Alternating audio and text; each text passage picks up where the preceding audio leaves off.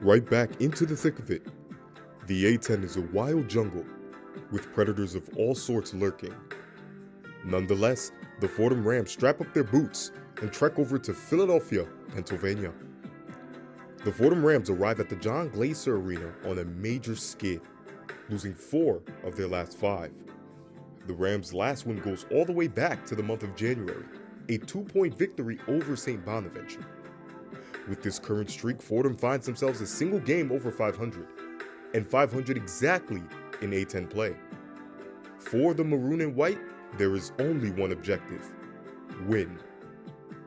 In their way stands a foe on a downward spiral of their own, as the LaSalle Explorers are experiencing a 3-game losing streak themselves. 8-18 overall and just 2-11 in conference play, their deep attack looks to pull together and muster up their 3rd win in conference play. From Bridgette Mitchell and Taylor Donaldson, down to Mountain McGillivray and Ashley Garner, the Rams stampede into the city of brotherly love and look to take down the Explorers with the A-10 tournament a mere 1 month out. And it's all next on WFUV Sports.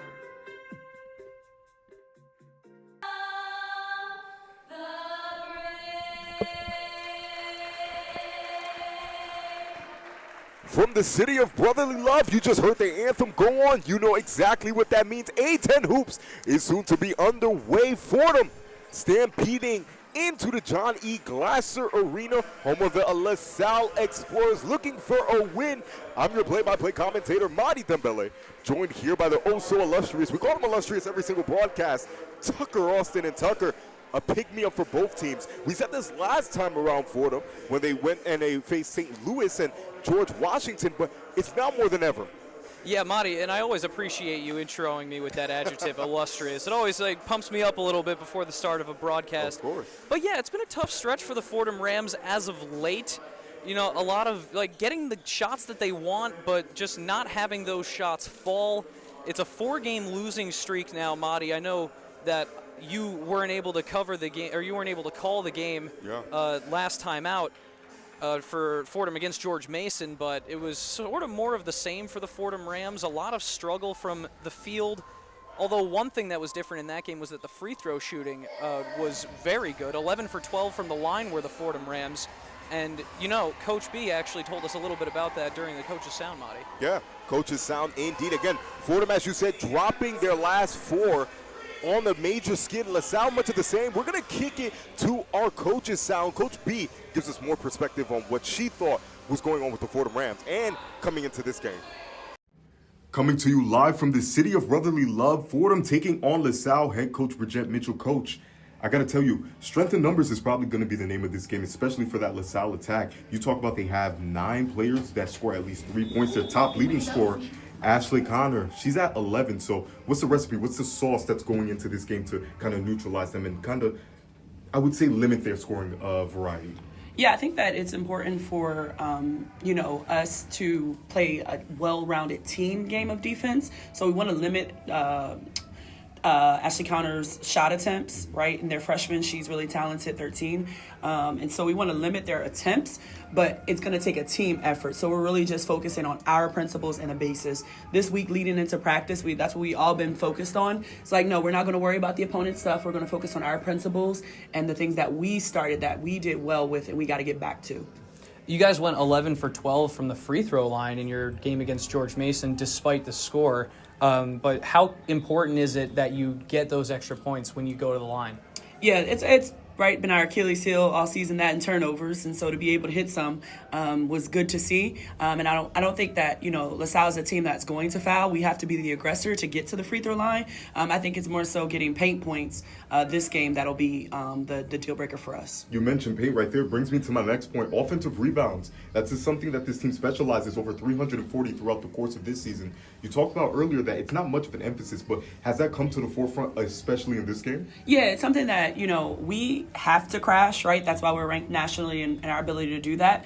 But we also have to box out, right? Like it goes both ways. You can't just assume that they're not going to crash. No, you got to assume that everybody's going to crash. You got to do your job and secure the ball, and then let's take off, because their transition defense is something that we want to exploit. So we got to come up with the ball first, though.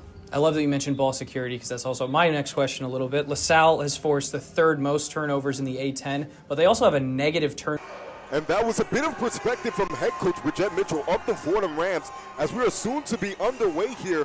For Fordham, it's the usual suspects, Kayla Berry, Taylor Donaldson, Taya Davis, Irene Murua, alongside Anastasia Velovic, and for the home team Explorers, you got Eris Mactoon, you have Aisha Magasa, you have Joan Quinn. Rounding out the rest of the lineup, it's going to be Ashley Connor, leading scorer, and Priscilla, who's not a consummate starter in this lineup, but she gets the nod today from head coach McGivery, and they're off. Tip goes straight to Magasa. She tries a Euro step, and it's going to be out on Kayla Berry. And that's a quick start there for the LaSalle Explorers. They're going to get the out-of-bounds opportunity. Yeah, and just want to touch on Pashalik a little bit. She's only started 12 games for this team this year out of the 26 that she's played, so it's interesting that she's getting into the starting lineup today, Madi. Joan Quinn, free throw line extended, moves to the top of the key, dumps it off to Magasa, far side wing. Uses the action inside, but it's broken up by Taya Davis. Davis with the horses in the back, pushes in transition, dumps off to Kayla Berry, who throws up the wild shot. Mordwa with the rebound, and it's going to be a travel call. Mordwa probably wanting to foul on that one, but she gets happy feet on that, going back the way of the Explorers. Might be a little early to call that out, but you just can't have those silly turnovers, Madi, like the easy mental mistakes.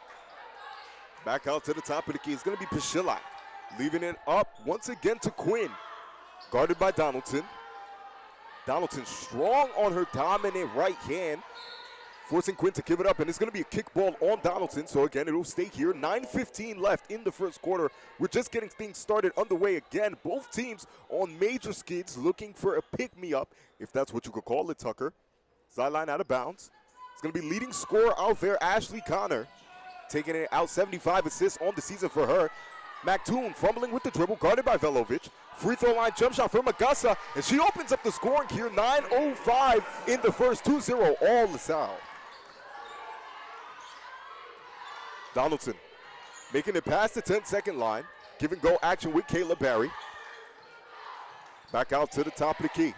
So Kayla Berry makes her move on the smaller Quinn, dump inside to Murua, and it's going to be out of bounds. Butterfingers there by Fordham's big man. 2-0, 8:49. LaSalle still with the lead. Still, I love that look from the Fordham Rams, moving the ball inside of the paint, I should say. Murua just can't get her hands on it, although she is money from that part of the court. Taking a look at the sideline, Rose Nelson soon to come in. At the top of the key, you have Ashley Connor once more. Redshirt sophomore guard, 5'11", Pittsburgh, Pennsylvania. Playing keep away with Velovic. She's going to get called for the foul. That's her first one of the day. LaSalle with a chance now to reset their offense. Still up 2-0. And again, Kayla Berry's going to take a seat. Rose Nelson into the game for the first time this season. Junior forward, 6'1", Wallachia, Australia. Great positional size with underrated ball handling and passing. As Ashley Connor controls here. Once again, guarded by Donaldson. High post touch is going to be Pishilak. Strong side cut is no good. Goes the way of Connor. Connor through two. That's going to be nothing but oxygen. Rebound is ripped away from Quinn by Velovic. She's going to bring it up past the 10-second line for Fordham. Taya Davis give and go with Velovic. Making her move on the smaller Quinn, and it's going to be out of bounds. The turnovers quickly piling up for Fordham here. Not what you want to see, particularly earlier on. 8:04 left to go in quarter number one, 2-0. Yeah, and the turnovers have been an issue for the Fordham Rams over this course of this losing streak. We'll see if they can't. And it looks like a turnover in favor of Fordham finally, as I'm saying that. A little bit of a brain fart for both Tucker Austin and Ashley Connor there. Fumbling around with the dribble, forgets to put it on the ground. Easy this call that the refs are going to make all night there. For those just joining us, 8 minutes exactly in quarter number one, 2-0. Scoring seeming a bit stagnant so far here. Rose Nelson taking it out to Taya Davis. She passes the block letter F. Far side wing. Waiting for the Velovic action. Dumps it off to Rose Nelson. Donaldson taking her first triple of the game. No good. Goes the way of Mactoon. Mactoon now pushing in transition. Slows it down. Guarded by Nelson. Makes her move. Puts her shoulder into the back of Nelson. Ball finds its way, fumbles around, and Murua, of all people, is bringing it up past the half-court line. Davis into Taylor Donaldson. Second one is up, and the bank is open. Ladies and gentlemen, Taylor Donaldson is now on the score, 3-2, Fordham with the lead. And it's so huge for the Rams that Taylor Donaldson got going early, Madi. Taylor Donaldson, leading scorer for Fordham, leading scorer for the A-10, not just this year, last year, leading scorer in the A-10, amongst the leaders this season. You always love to see it when she gets going. Out of bounds there on the side of the Fordham Rams, stays the way of the Explorer. It's going to be Connor as the trigger man, looking for the release. It's going to be a streaking Mactoon. Mactoon with the little footy, and that's going to be no good. Bodies hit the ground. It's going to be the first campfire, ladies and gentlemen. Once again, if you have no marshmallows, make sure to come with them. Bodies hit the ground. It's going to go the other way of the Rams. So Fordham, advantageous start, slow, but advantageous. You could kind of feel the momentum shifting. 7:09, 3-2. Still in advantage of the visiting Rams. Davis, side by side with Nelson, gets over the blotter logo. Dumps off inside to Wilson Saltos. Wilson Saltos, the size, the physicality, the frame, gets Fordham a quick deuce at the basket. 5-2, all Rams. Pretty assist by Taya Davis, too, firing it in from the top, from the left wing, and finding Wilson Saltos open underneath. Soft double by Fordham, back out top for Connor. Waiting for anything to materialize. She gets the fire thrown at her. Mactoon, deep corner, guarded by Nelson. Nelson, footer over Rose Nelson. That's going to be no good. And Emma Wilson Saltos, as she's done all season long, on the board. And Taya Davis once again turns on the Jets, makes her move on Quinn against three. Outside pass to Veljovic. Veljovic leaving it up to Taya Davis once more. Davis with the little okie though, put up her floater. That's going to be no good. And a lot of contact coming down on the rebound. Aisha Magasa is going to get the foul call on the Fordham Rams. And more faces for the Explorers coming into this game. I believe it was Emma Wilson Saltos who picked up the foul for the Fordham Rams. She went up pretty aggressively there alongside Magasa of the Explorers. Magasa drew a little contact under the basket, and so it stays with LaSalle. For the first time in this game, Mackenzie Daliba in this one. Graduate forward, 6-foot Dorseter, Massachusetts. She's going to get the first touch here. Pump fake inside 15-footer. That's going to be a doink. And Quinn is going to get the easiest basket that she'll probably get all night. 5-4, 5:58 left to go in quarter number one. Fordham still with the lead. Taya Davis once more controlling for the Fordham offense. Using the Antoine step-up screen. Donaldson, far side wing, makes her move towards the middle. Quick flow before the Daliba contest is there. 7-4 for the Rams. Nice kiss off the glass for Taylor Donaldson. That's her second bank bucket of the night. Eris Mactoon in the face of Wilson Saltos, not able to get the 13-footer to go. And Rose Nelson pushing for the Fordham pace. Davis once more inside to Carissa Antoine. Antoine facing a bit of body contact by the Explorers. Referees are not going to blow their whistle. 5:25 left. 7-4 is your score here. And again, head coach Mountain McGillivray keeping fresh legs, constant substitutions. Head coach Bridget Mitchell will in fact do the same. Taylor Donaldson will take a seat. Maya Giles Jones into the game this season. Hasn't got much burn, but something you love to see in such a game as such. Yeah, wow, her last game came on January 25th against St. Bonaventure. So really awesome to see Maya Giles Jones getting some time, the redshirt freshman from Fayetteville, North Carolina. Again, great positional size. It's up, and it's good. Daliba making a quick impact into this game with a quick deuce. Fordham still up a single point. 7-6, 5 minutes exactly to go in quarter number one. Ferguson, near side wing Nelson, faces a soft double. Fordham trying to solve the geometry that is this Explorer defense. And again, ladies and gentlemen, bodies hit the floor, a pile of humanity. Nelson controls the rock. Shot clock is now at 7. Giles Jones hit very hard on the ground there. Runs into Mackenzie Daliba on the contest, and Daliba is not a skinny or small person. She is a frame indeed. It's going to be the first time out here. Again, 4:45 left to go in quarter number one. 7-6 is your score as the visiting Rams control much of this one. The Explorers trail not too far behind. We're going to take a quick break for Tucker Austin and Madi Dembele. We'll be right back.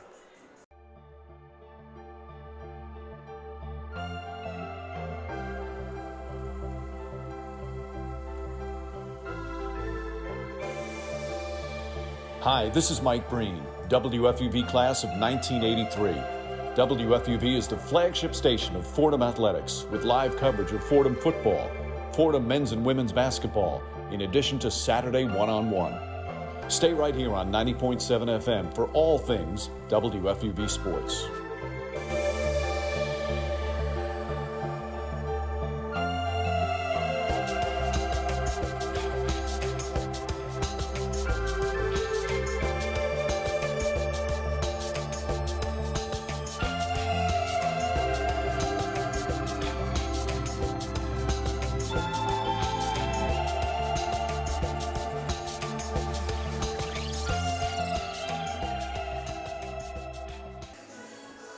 Back like we never left from the John E Glaser Arena in Philadelphia, Pennsylvania, the city of brotherly love. It is snowing outside, but the court is in fact heating up. I'm your play-by-play commentator, Madi Dembele, and I'm joined here by Tucker Alston. Tucker, 4:45 left in the first quarter, 7-6, slow-burning affair. Fordham has had their fair share of really, really good starts, going back even to last game where it was a tough defeat. What do they have to do differently to continue that momentum? I think what we're already seeing that's different between the George Mason game and this one is that Taylor Donaldson got going off the jump. It really was that, like, this Fordham team, they don't want to have to go through Taylor Donaldson or have her be the sort of nexus of their offense, but she is at the end of the day.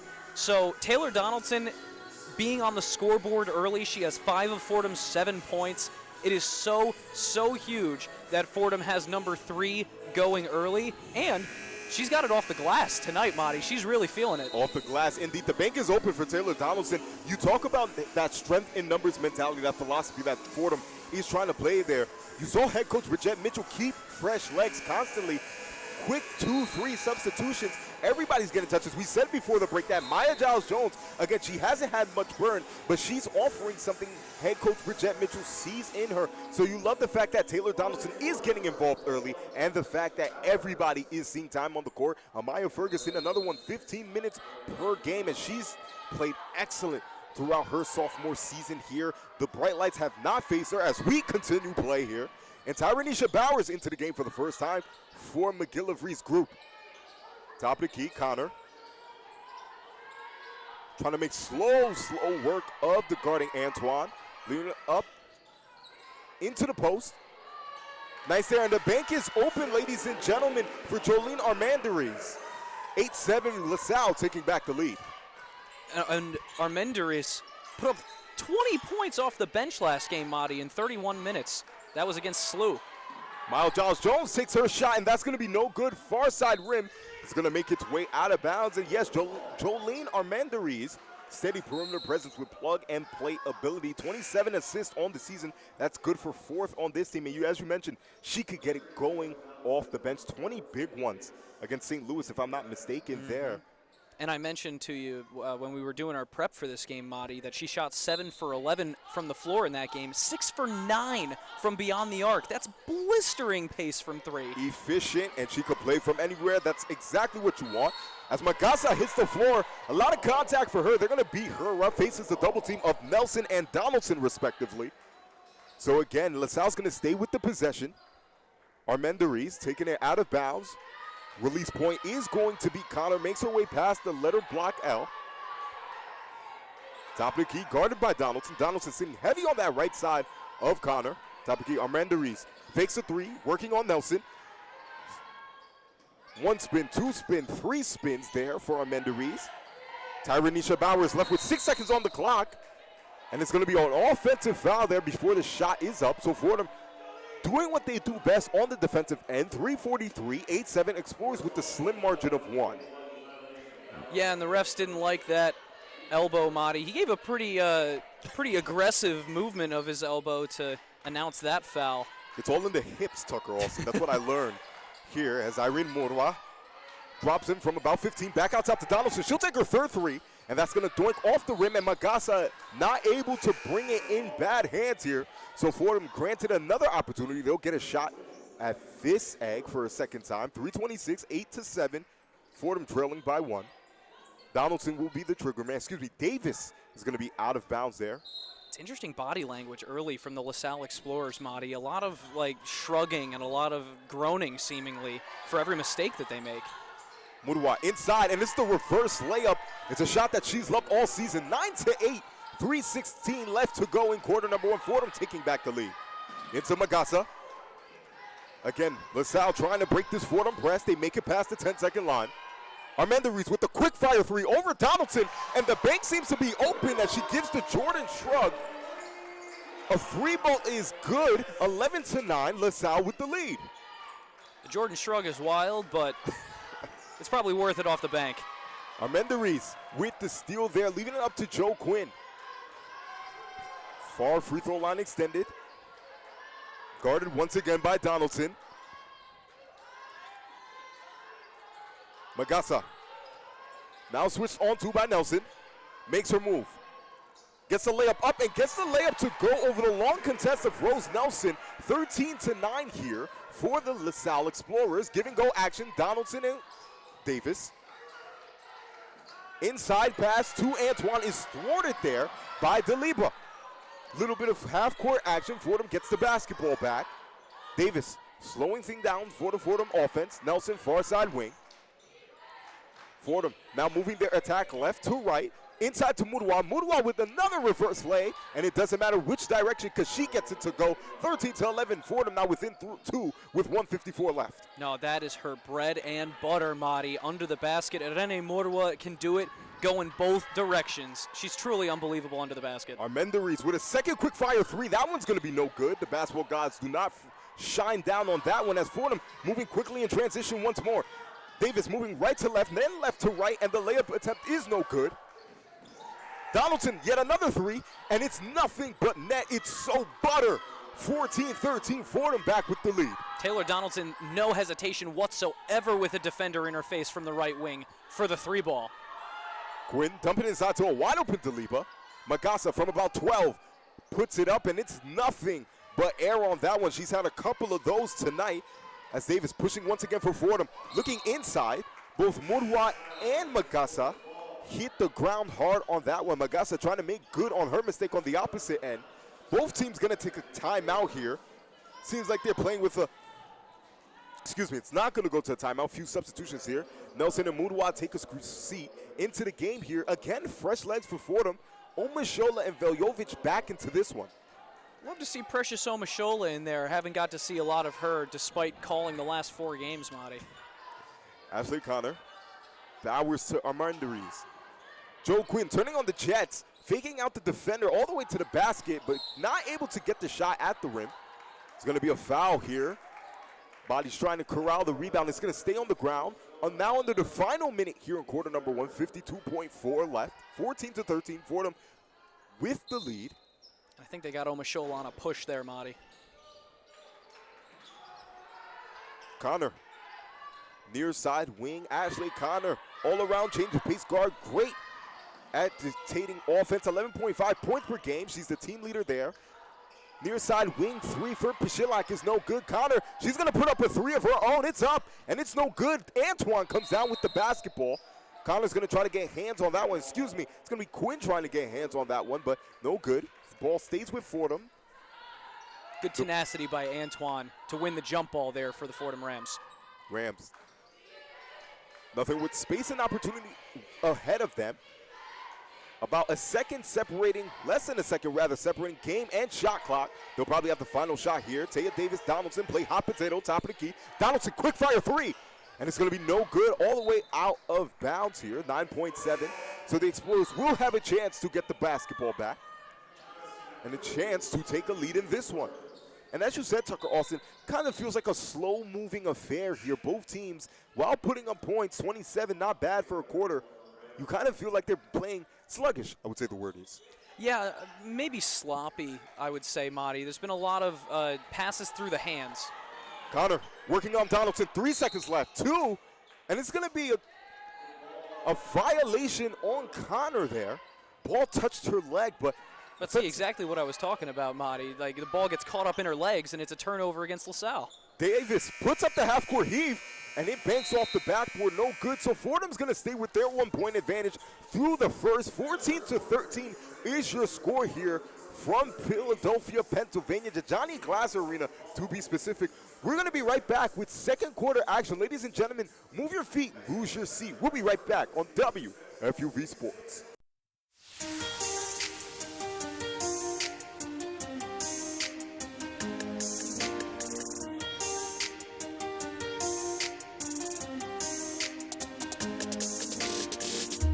Hi, my name is Ryan Rucco, WFUV class of 2008.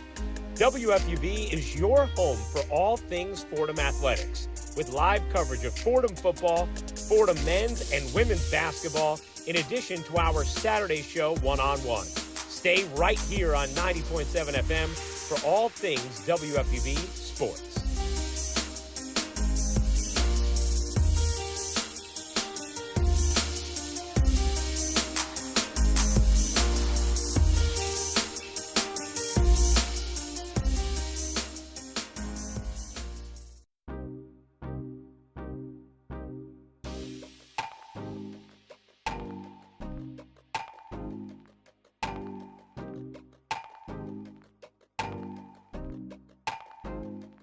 Hi, this is Michael Kay, WFUV class of 1982. WFUV is your home for all things Fordham athletics, with live coverage of Fordham football, Fordham men's and women's basketball, in addition to our Saturday show, One-on-One. Stay right here on 90.7 FM for all things WFUV Sports.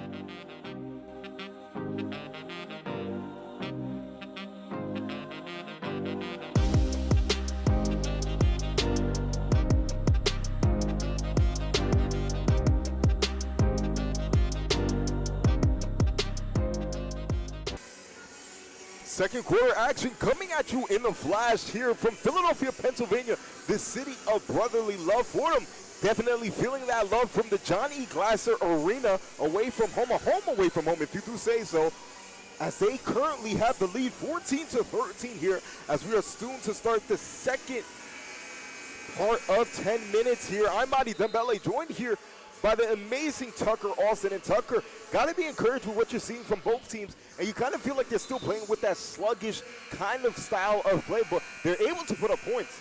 Yeah, it was a bit of a slow start to begin. A lot of mistakes on both sides. Fordham turned the ball over a bunch at the start of this game, but they kind of calmed that down a little bit. LaSalle, on the other hand, got a little bit complacent early on and then started to make some really dumb mistakes that they started beating themselves up about. So things slowed down at the end of the first quarter. We'll see if they start to pick back up again at the start of the second. As we open up second quarter action, Pishilak into Ashley Connor.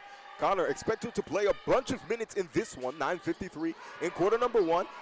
And ladies and gentlemen, play was kind of blown up there. Ball finds its way to Magasa, and she gets fouled under the basket. Not what you want to see if you're the Fordham Rams. That was a busted play. You gave them life. Yeah, a bit of a defensive breakdown for Fordham, actually. That ball was kind of lofted over the block, and it still managed to find its receiver somehow. Shea Harris tried to chase back and get the block on the back end, but commits the foul. It's going to be Eris Mactoon here. Her first free throw is no good. Not Magasa, excuse me for that. Sophomore guard, 5'11", out of Baltimore, Maryland. Microwave scorer who's active on the defensive end, 9.9 points per game. She's the second leading scorer behind Ashley Connor. Both of her free throw attempts are going to be no good. Omashola pulling down her first rebound of the night, and it's Taya Davis once again for the Fordham offense. Davis surveying the court, waiting for anything to materialize. Veljovic, far side wing. Deep inside, post touch from about 15 for Taylor Donaldson, working on Connor. Retreat dribble. Shea Harris, now with 8 seconds left on the shot clock. Working on Connor, trying to get her shot up. It's up, and it's good, ladies and gentlemen.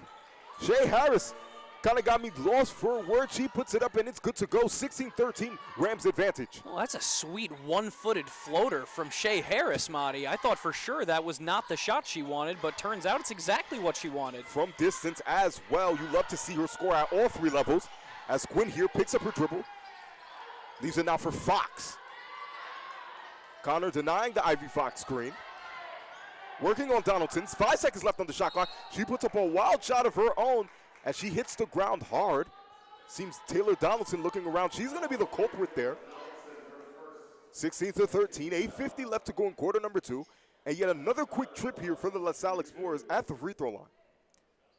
Yeah, if Fordham keeps sending LaSalle to the line like this, it's just going to keep the Explorers in the game, Madi. Fordham, if they can clean up their game a little bit, stop fouling, stop sending LaSalle to the line, they can probably maintain this lead a little bit. I would love to see Fordham go into halftime with a lead, Madi. It's been a few games since I saw that. Yeah, Fordham putting out a decent offensive attack, but shooting yourself in the foot is the old proverb there, as Connor's able to convert at the free throw line both shots, so it's now 16-15, Rams advantage. Omashola working inside, tries to put it up over 2, and that's going to be no good there. Ashley Connor with the rebound as Ivy Fox hits the ground hard near midcourt. 8:32 left in quarter number 2. Ashley Connor working, gets to the mid-range shot. It's going to be up, and it's going to be no good there. But the Rams come up with it. It's Taylor Donaldson going it alone. 4 white shirts on her. And it's going to be the strip steal out of bounds. It's going to stay here with the Fordham Rams. Once again, 8:19, 16-15 left before halftime. Taya Davis, once again the trigger man, looking for the release. It's going to be Shea Harris, far side corner. Gets her mid-range shot up again, and she's 2 for 2 on the night. 18-15, Fordham leading by 3. And I've seen Shea Harris get hot from the mid-range before. Love to see the first 2 shots from her go down. If Shea Harris and Taylor Donaldson can keep it going here in the second, Fordham could have a lot of things go their way. Yeah, 3-level scorer who's able to work both within the offense and just in isolation as the ball makes its way out of bounds. Way of Mac Toon. It's going to be Fordham basketball. Yeah, continuing on, Shea Harris works within the game flow and within isolation. She loves that little mid-range shot from about 15. As Taya Davis takes it past half court, the 10-second line for the Fordham Rams. Dumps it off to Harris. Omashola gets her high post touch. Back to the three-point line. Velovic puts it up. It's no good. Shea Harris skies for the rebound. Davis working up over Fox, puts the floater up, and it's going to be no good. And it's going to go out of bounds, way of Omashola. Initial impression, thought that Mac Toon had hands on it. More substitutions here for the Fordham Rams. As Muruwa's going to take a seat, and Omashola, as Muruwa's going to come back in, and Omashola takes a seat. That was a really, really promising possession from the Fordham Rams, Madi. Anastasia Veljovic got exactly the 3 that you want her to get up on the right wing without a lot of contest, and then just an incredible rebound by Shea Harris after the missed 3. No points, but a good possession overall for the Fordham Rams. If you're head coach Richard Mitchell, that's exactly what you want to see out of the offense. Shots won't fall, but eventually they will if you generate those type of shots. 7:10 left in quarter number 2. Ashley Connor not happy.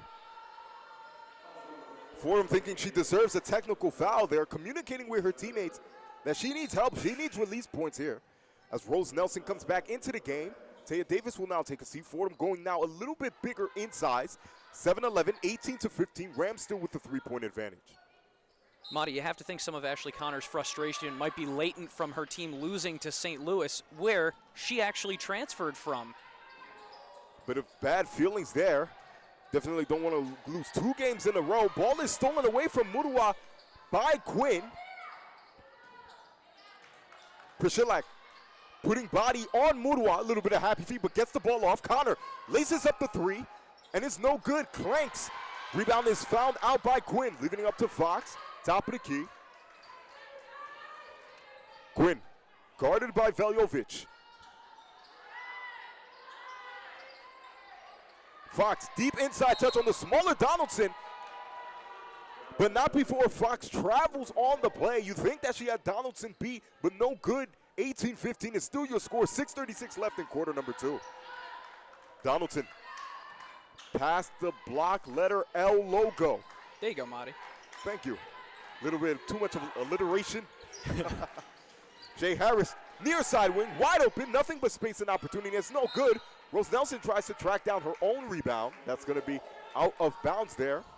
So again, a large scoring drought for both teams. 6:20 left before half, 18-15. Fordham still with that same 3-point lead. More substitution for McGively's tribe. As Armendariz is back into the game again. She had a very quick impact, the bank 3-point shot, giving the Explorers a little bit of daylight. This ball is into Priscillak. Over to Armendariz. Guarded by Velovic. As she hits the ground. A little bit of embellishment there by Velovic. Veljovic. Connor working on Nelson. Back out top is going to be Priscillak. Pulls it back, thinks about it. And the wild errant pass, way of Quinn, goes right into the hands of Veljovic as she makes moves on Armendariz. Spin move layup is going to be no good. Mactoon with the rebound. Going back the other way, it's going to be the Explorers' full court pass attempt. Broken up by Shea Harris, flying like a defensive back. It's going to be out of bounds. Explorers stay with the rock, 18-15. 5:44 left in quarter number 2. Shea Harris was having absolutely none of that lob pass from half court. Great play by Harris to knock it out of bounds and prevent the scoring opportunity. And yeah, Madi, she looked just like a D-back out there. Veljovic going to take a seat here. Maya Giles-Jones in for the 3rd time this game. Mactoon the release. Picks up her dribble. And yet again, another turnover here for the Explorers. Donaldson's going to get another steal. Makes her way past half court. Give and go action with Shea Harris. Puts up the flow, and that's going to be no good. And Armendariz turning it on in transition. Picks up her dribble, leaves it to Quinn, top of the key. 5:20 left to go in quarter number 2. 18-15, Rams with the slim advantage. Near side wing is going to be Magassa. Top of the key, Priscillak thinks about the 3, dumps it to Quinn. Backside cut for Magassa is going to be thwarted by Donaldson. It's going to be a travel there by Magassa. Donaldson right in her face, gets her to forget to dribble. So Fordham back with the basketball. And Donaldson's going to bring it past the 10-second line. 5 minutes exactly in quarter number 2, right before half. 18-50. Quick fire 3 is up, and it's going to be no good. Shea Harris with the rebound. And the little shot from about 12 is no good. Ball magically finds its way to Harris. She blows the layup. She gets it back again, and yet her second missed layup. And Priscillak grabs the rebound. She's throwing elbows. 4:40 left in quarter number 2. 18-15 Fordham with a 3-point margin. Quinn working on Nelson. Gets the body contact shot, misses at the rim. Priscillak tries a shot of her own, and it goes out of bounds, but not before the foul. 4:31, Fordham continuing their errant ways of putting St. LaSalle on the line. Madi, how many rebounds was that? Oh my goodness. I couldn't tell you Shea myself. Harris, I think she just got 4 offensive rebounds in the same sequence. I don't know how, it seemed like the ball was, like, it's like her hands were magnetized and they put something metal inside the ball, Madi. The ball was stuck to her hands. Ball was absolutely stuck to her hands like glue. I can tell you what, it wasn't stuck to the basket. Shea Harris collecting about 3 or 4 offensive rebounds, but not able to get it up and in the basket. It's been something, a detriment for the Fordham Rams. The basket just seems to get smaller and smaller, and it's come back to hurt them the most as games continue to go on. They hold the 3-point advantage here with 4 minutes closer to halftime, but if you're Fordham, you have to be kicking yourself. LaSalle, much of the same. You have to be upset with the way you've been playing in that last stretch. Again, Fordham controlling much of it. LaSalle not able to get anything off. Your offensive execution, no good. No good indeed. Going to take a quick media timeout here. I'm going to catch my breath. I'm Madi Dembele, and for Tucker Austin, we'll come back to you from Philadelphia, Pennsylvania right now.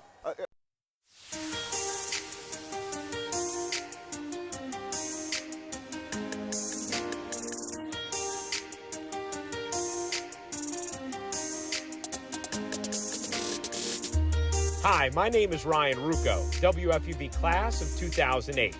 WFUV is your home for all things Fordham athletics, with live coverage of Fordham football, Fordham men's and women's basketball, in addition to our Saturday show, One-on-One. Stay right here on 90.7 FM for all things WFUV sports.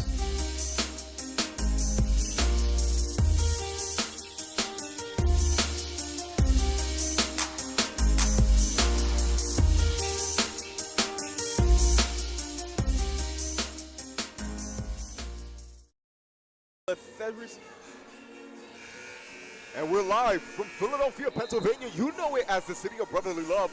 The LaSalle Explorers trying to make good on their home court, but the Fordham Rams think different. 18-15 here in quarter number 2. 4:31 left to go, right before halftime. And again, Tucker, we talked about this during the slim break, but we're seeing 2 different games here. I'm seeing a much more slower game, but you're noticing kind of a nuance here.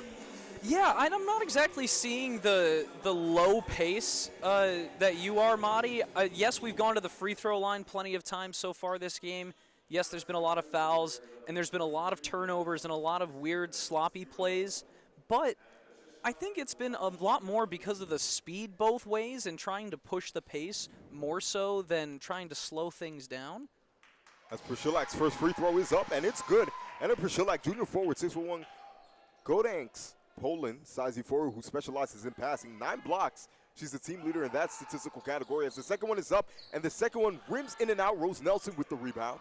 Gives it to way of Taya Davis, who makes her way past the LaSalle logo. Donaldson uses the Nelson screen, far side wing.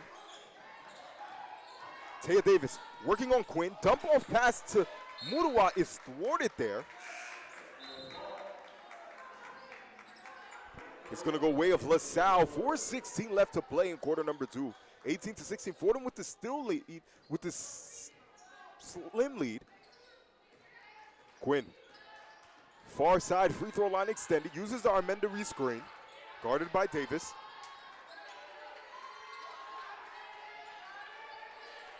Puts it on the floor, guarded by Miles Giles Jones. The shot is going to be up for LaSalle, and the shot is good there. And Eris McCoon, now in number 32 instead of her customary 0. Maybe a jersey malfunction there. As Miles Giles Jones, far side wing, dumps off to Murawa, thwarted once again by Deliba, and McCoon in transition. Leaves Donaldson in the dust. 2-on-1 is thwarted there by Davis. Armendariz grabs the basketball back, puts up the shot, and no good. Nelson hits the ground hard. A bit of embellishment there. Deliba on the push. It goes back the way of Fordham. 18-18, 3:29 left in quarter number 2. That's interesting, Madi. It looks like Rose Nelson gave a little bit extra to win that call, and we also saw Anastasia Veljovic go down seemingly without a cause earlier. So Fordham seems to be putting a little bit of emphasis on trying to draw the whistle. Dribble handoff through Giles Jones. Backdoor cut for Taylor Donaldson. Misses everything on that attempt. Gwynn comes down with the rebound. She's pushing for the Explorers. Near side wing. To the top of the key is going to be McToon, guarded by Donaldson. Directs traffic for Armendariz to receive the pass.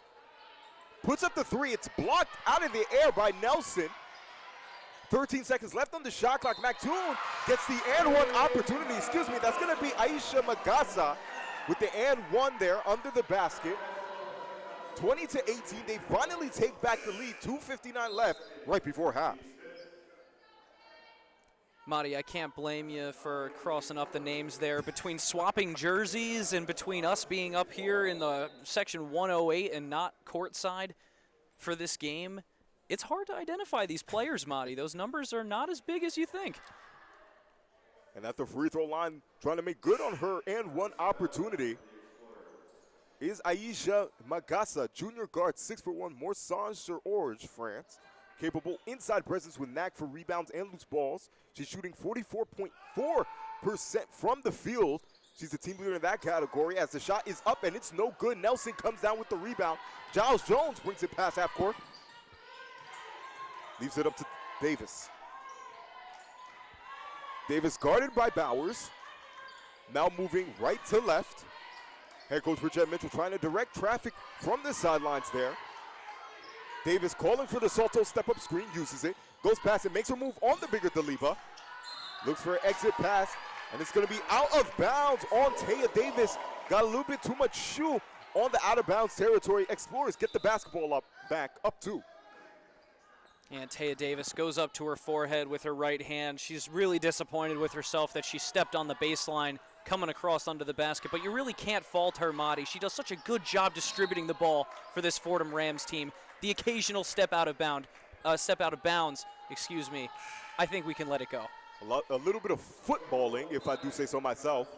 Near side wing. Miles Giles Jones is going to pick up the foul. She's now going to sit there. Back into the game for her is going to be Shea Harris. Ashley Connor at the free throw line. Again, leading scorer for this Explorer attack at 11.5 per game, nearly 12. First shot is up.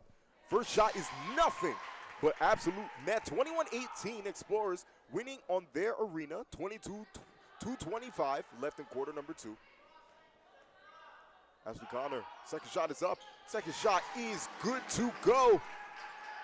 2 for 2 for that trip, 22-18, now up 4.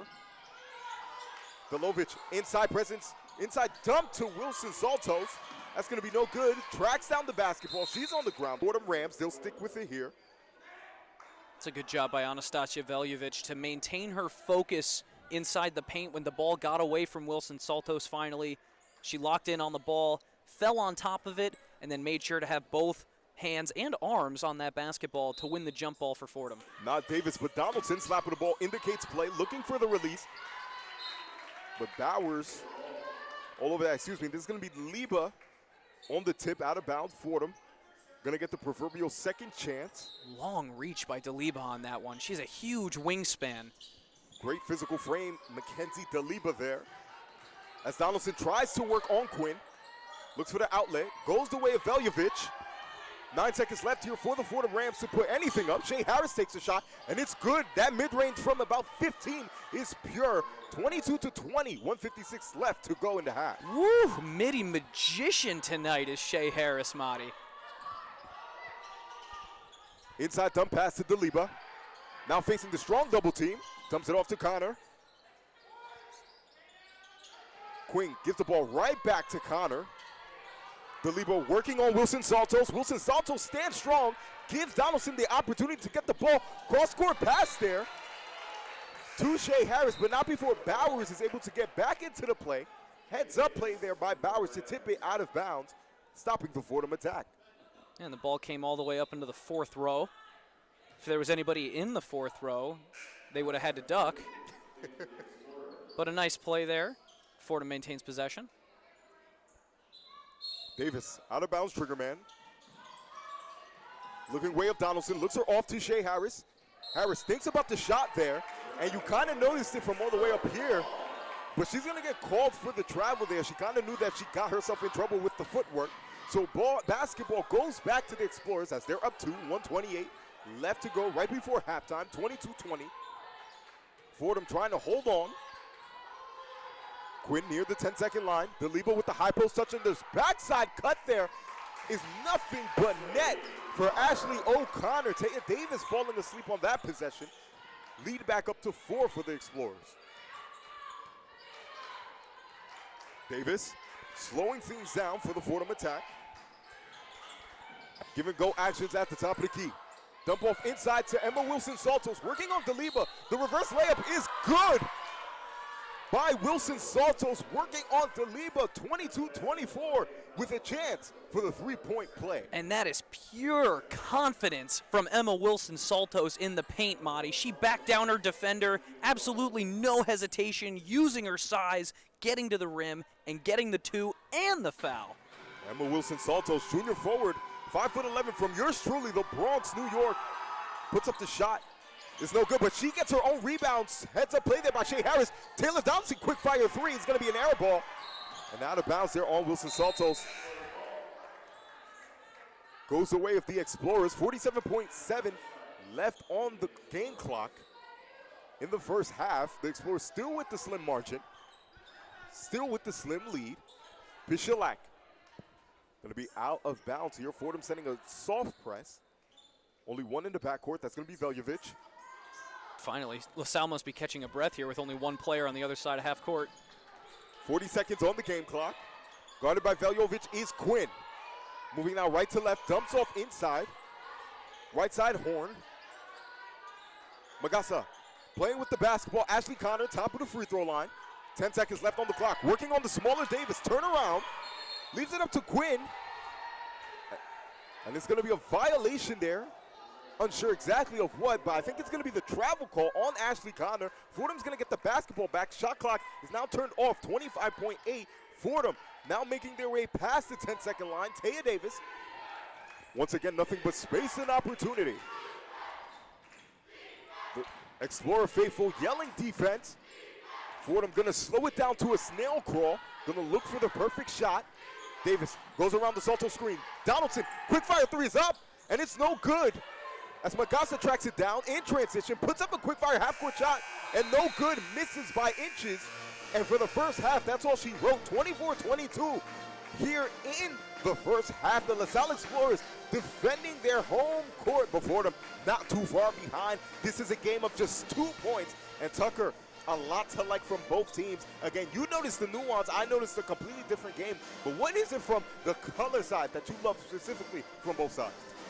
Honestly, Madi, I think the second quarter looked a lot more like you were describing the first quarter. I mean, it slowed down a lot, especially down the stretch when both teams were looking to get the shot that they wanted. But for the Fordham Rams, I am so impressed by 2 players in particular tonight, Madi, so far. It's been Shea Harris and Emma Wilson-Saltos so far tonight for me. Normally we'd be looking at players like Morwa, Davis, Donaldson. Those are your marquee players for this Rams team. But tonight it's been Wilson-Saltos and it's been Shea Harris who have been putting together really solid performances that are keeping Fordham right in this basketball game at 24-22, LaSalle with the lead. Shea Harris has 6 points. She's been lights out from the mid-range, although from the field she's 3 for 8 tonight. I would like her to just shoot mid-range shots for the rest of the game. I think that's what I'd like her to do. But then for Emma Wilson-Saltos, she's 2 for 2. She drew a foul. She didn't convert on the three-point play opportunity, but she's still getting there. And for someone who wasn't playing in a lot of games at the start of this season, certainly wasn't starting, but she started to work her way into the lineup a bit more these past few weeks and these past few games particularly, and we're really starting to see all of that time in practice and all of that time in the games start to pay off in front of us here. It's the strength in numbers approach that head coach Bridget Mitchell loves to see out of her rotation. Everybody getting it done, not just by way of Donaldson or Murua, but you have the names that Tucker Austin so greatly just illustrated here. That's going to do it for the half. 24-22 left. And that's going to be the score for the first half. We're going to take a quick halftime break here, and we'll come back with the second half action on WFUV Sports. Don't go anywhere. My opponent and win my one-on-one. And then, what is the Philly sports anthem? Is it Just Wanna Rock by Lil Uzi, or is it Dreams and Nightmares by Meek Mill? I say Dreams and Nightmares. Appreciate your support. Devontae, how has the preparation in terms of the Chiefs secondary been different this time around as opposed to the first time you guys matched up with them? They do a lot of different things. They'll have some guys that wasn't there last time, so have to do a little film study on the guys that wasn't there. Just be ready for all the exotic looks we want to get. And do you have a specific Super Bowl moment, maybe when you were growing up, that sticks out to you as your favorite? Tracy Porter, pick 6. AJ, what kind of impact has Saquon had on the locker room throughout the season?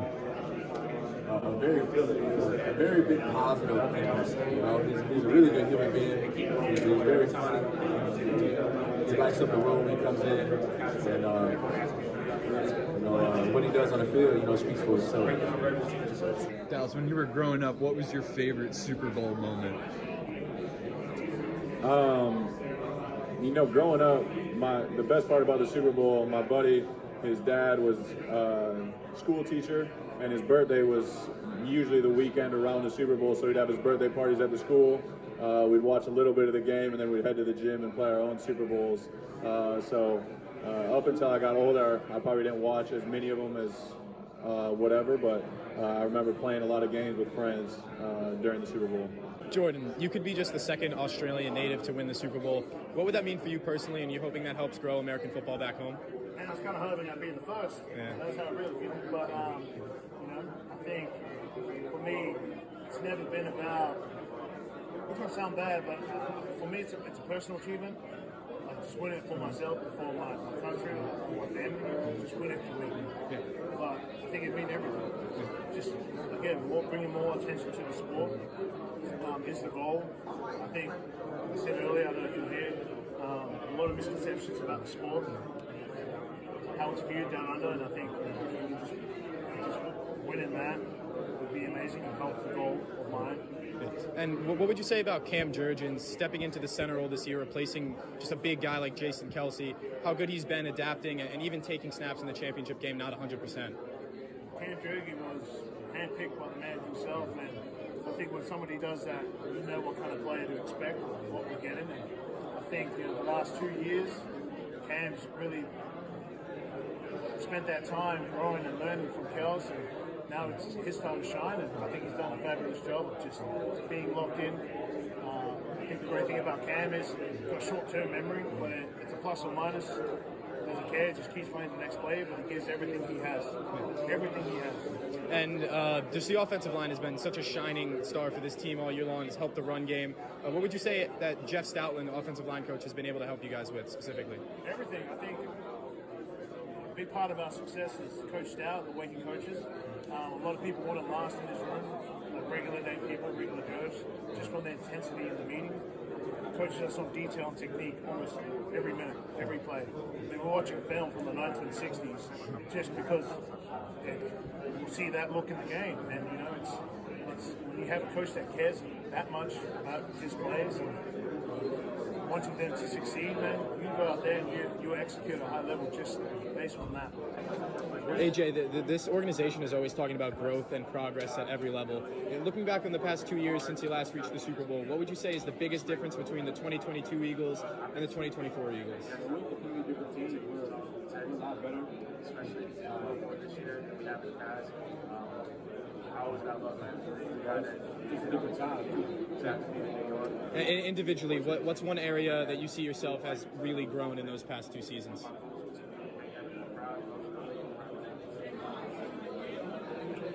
I think my game just continues to improve from year to year. I would definitely say that. Lane, Cam Jurgens took over that starting spot. You guys moved on from a legend in Jason Kelsey, able to stay elite in the offensive front. What does that say about Jurgens?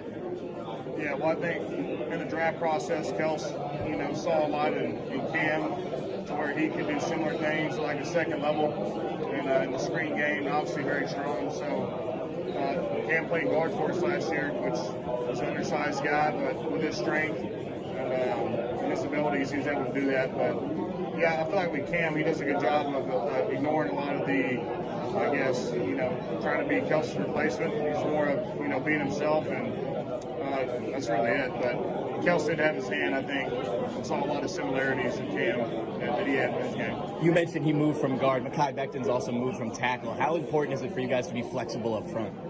Yeah, I mean, with all the injuries that happen and all the commotion that happens during the season, we've had multiple seasons where scouts have guys, play pretty much all positions. Matt Tubman's one of them. So, before games, one thing I guess people are getting attention on is how we go and hit the blocks. But, starters and everybody, he just treats it that, if they get a shot to play, they're going to be ready. They have the reps, and that's how we approach that. Zach, obviously such a great year for you, but you signed a one-year deal in the offseason. Someone like Jordan Mailata was a 7th-round pick.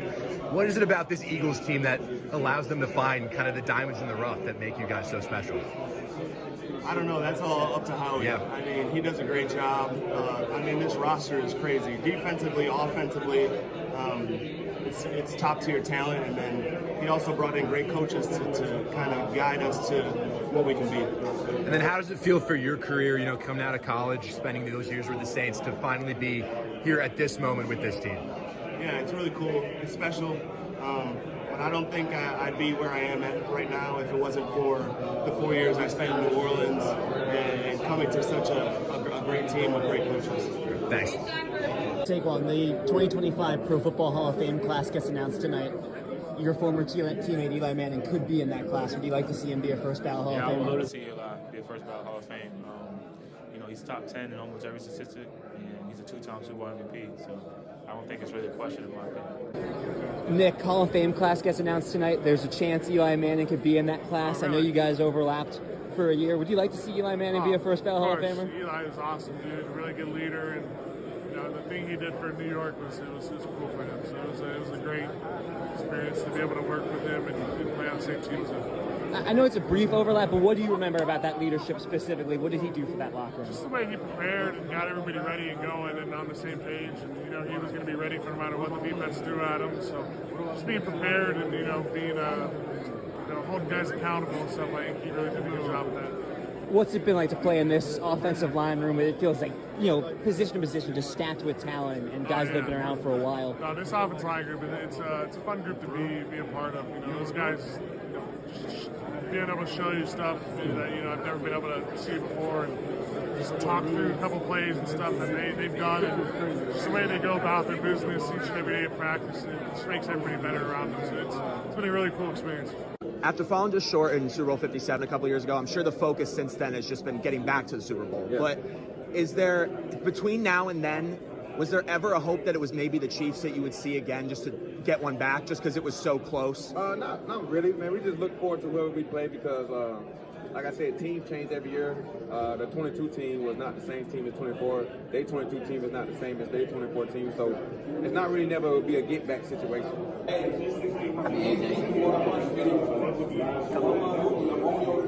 Hey man, you just said it yourself that I'm the best basketball player on this team.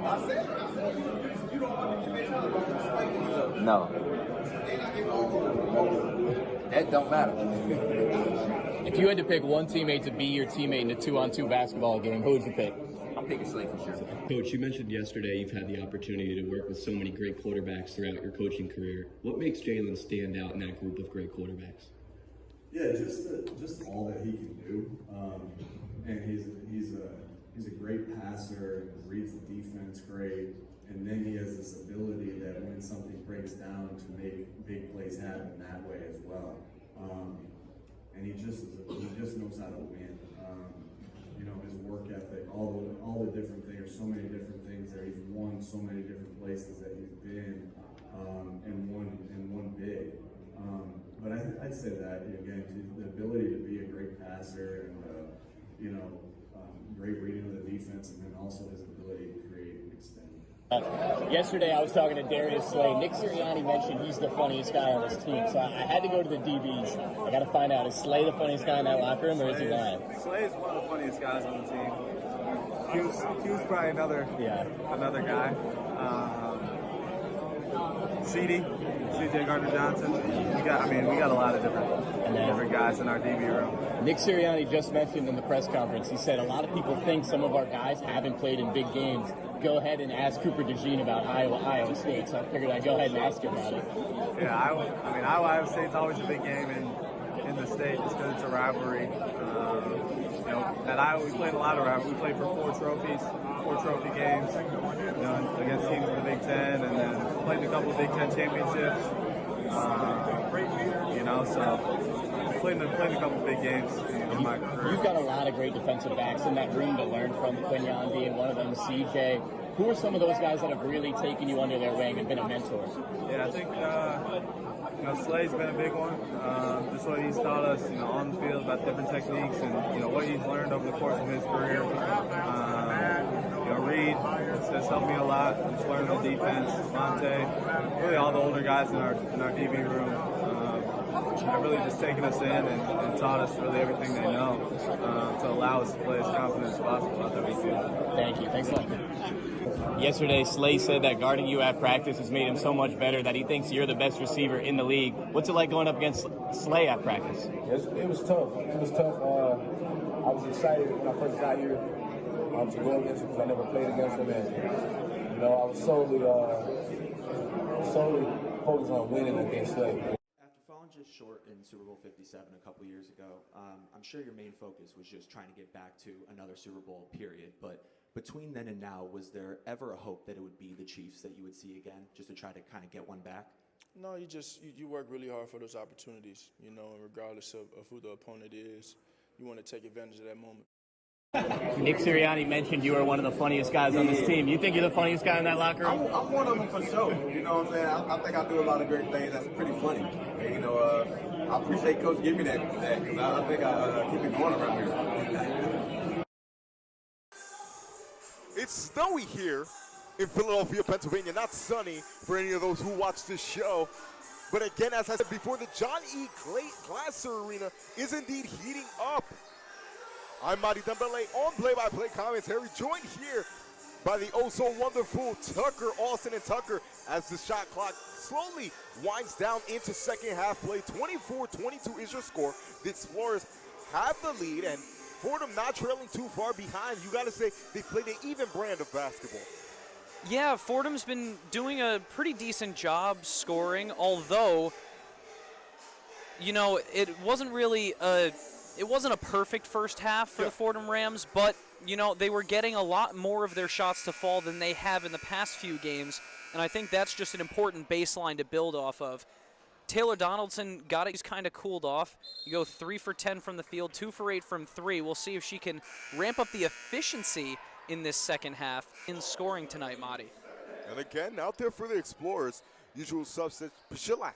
She's going to get the nod here with Quinn, Connor, Magasa, and Mactoon. Again, Mactoon in her 32, not her 0. And for Fordham, Veljovic, Davis, Barry, Muruwa, and Donaldson. As we are underway here in the second half, 9:51 left to go in quarter number 3. 24 slim margin, top of the key, Pishilak. Looking for anything, makes a move on Barry, and it's going to be a defensive 3 for Jer. Fordham gets the basketball back. Kayla Barry inbounding to Taya Davis. Fordham's offense now attacking away from us here, away from the broadcast center. Davis, near side wing, Veljovic, top of the key, back out top to Davis. Barry's going to get a high post touch from about 15. Draws the double team. Veljovic loses the ball, but it makes its way to Murwa. Fordham now with 7 seconds left on the shot clock. Davis making it past Quinn, but not able to get the layup to go. And Mactoon comes down with the rebound. Murwa trying to rip it away from her. Jump ball. Ball is going to stay here with the Fordham Rams. 9:11 left to go in quarter number 3. Donaldson going to take it out of bounds, baseline for the Fordham Rams. Throws it up and over to Murwa near half court. Veljovic, top of the key touch. Moving now left to right. Sweet crossover move on Mactoon, but misses everything at the rim. Nothing but backboard there. Again, it's going to stay here with Fordham. Excuse me, a bit of confusion there. It's going to go the way of LaSalle now, as they nurse a 2-point lead here. Magasa trying to make her way past half court, throws up the hospital pass, but Mactoon brings it down. Easy shot in the lane is up and no good. Veljovic with the rebound. But she's called for the offensive foul. A little bit too much chicken wing there on Connor's airspace as she was grabbing down the rebound. So LaSalle's going to get another chance at this one. Yeah, and early on in this second, they were going to the line. I thought it was on the shot. Mactoon puts up the mid-range shot, and it's good. 26-22 now. Lead is now 4 for the LaSalle Explorers. 8:35 left to go in the third. 2 points is 2 points, Madi. They get the 2-point jumper. I thought they were going to the line. 2 points is 2 points. 2 points is indeed 2 points, as Taya Davis here at the top of the key, guarded by Quinn. Steal attempt there by Mactoon. Murwa able to reel it in. Fordham playing hot potato near the top of the key. 8 seconds on the shot clock. Murwa makes her move towards the basket. No good. But Fordham all around the basketball. Quinn picks it up, and yet again the Explorers in transition. Nobody but Davis back, and Davis gets the clean block from behind. Free throw line jumper for Quinn is good. 28-22, Fordham in the hole by 6 with 7:50 left to go in the third. Nothing to show for it for the Fordham Rams, but a lot of really good, ferocious plays on both ends. Taya Davis coming down and getting the block from behind. Absolutely unbelievable from a player who stands at just 5'7". Donaldson's going to be called for the travel here. Got the feet down before the basketball. So again, building all this momentum, bit of a 6-0 run to open up third quarter scoring. 7:44 left in the third. It's been all LaSalle.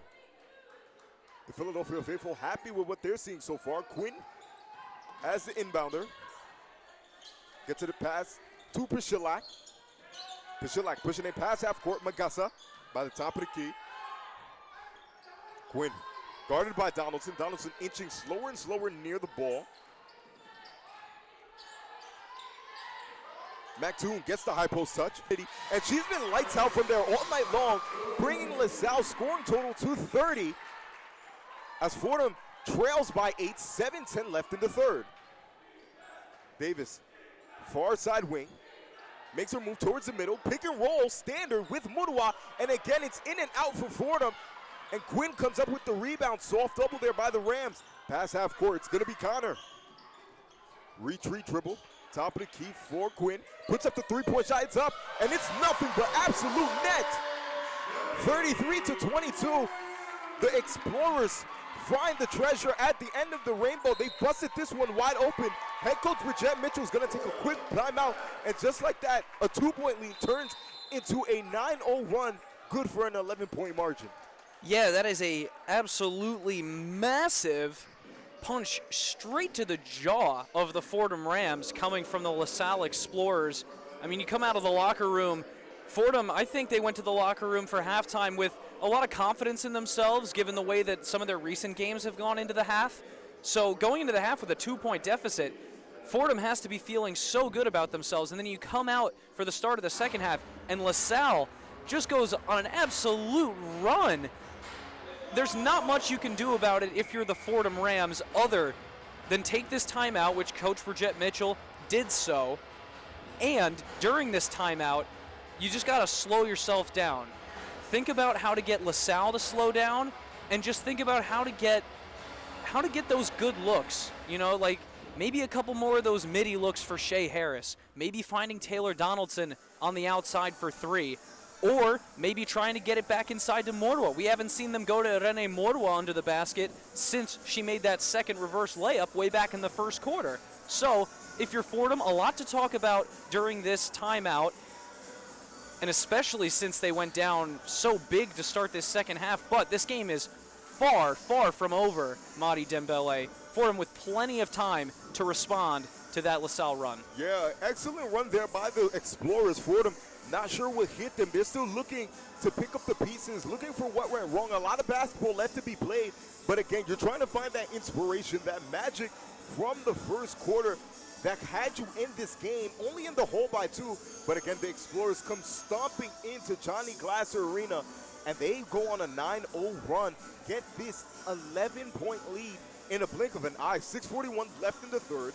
Head coach Bridgette Mitchell still within the huddle, the faithful 5 for the Explorers out on the court. And much of the catalyst of that has been not number 0 as she's accustomed to wearing, but Eris McToon. She's been amazing. Sophomore guard, 5'11", Baltimore, Maryland. Described her as a microwave in all caps scorer who's active on the defensive end, and you've seen her on both sides of the basketball. Yeah, still a little bit confused as to why she had to change her jersey. Must have been some kind of a malfunction. But used to be wearing number 0, now wearing number 32. She went from the lowest number on the roster to a number that doesn't appear on the roster because it's higher than anyone else's. So interesting stuff there for her. But as you mentioned, Madi, she has been playing relatively well. You go 3 for 9 from the floor for 6 total points. And those 6 points go a long way when everyone on LaSalle scores together the way that they do. Back into play. It's going to be Antoine inside to Davis. Donaldson now trying to make quick work. Hits the ground hard. And ladies and gentlemen, pile of humanity there on the ground. And LaSalle's going to get the basketball back here.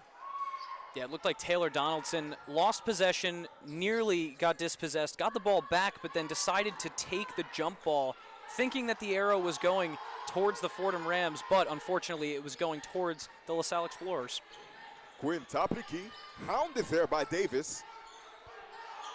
Looking for options, Magassa, top of the key, stolen by Shea Harris in transition. Harris is gonna go all the way, and she's gonna miss the layup point blank in transition with no one in front of her. Score remains at 33-22. 6 minutes exactly left to go in quarter number 3. Oh, you so wanted Shea Harris to convert that one. And Shea Harris, Taya Davis there, able to get her hand in the cookie jar, gets the goods, but is fouled in transition there by McToon. It's 2 quick steals for the Fordham Rams. Interesting development if they can keep getting their hands on the basketball and disrupting LaSalle. It could chip away at this deficit. Davis now moving right to left, using the Wilson Salto screen. Goes up and over Quinn, and the bank is open on that layup attempt. Fordham able to break their scoring drought, 24-33, 5:39 left to go in quarter number 3. Explorers Past the 10-second line. Mactoon, near side wing, guarded by Harris. Swing over to Connor, thinks about the three. Into the corner for Magassa. She also thinks about it. Nelson hits the ground.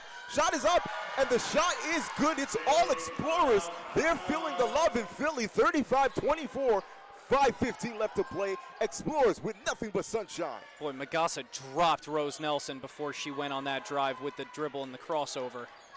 Donaldson uses the Wilson Salto screen, makes her move towards the middle, puts up the shot, and she's going to get a chance at the line. Isn't able to get the three-point opportunity, but she's going to stop the clock here. 5:03 on the nose, 35-24. Explorers with an 11-point lead here. Taylor Donaldson now at the free throw line, shooting 2.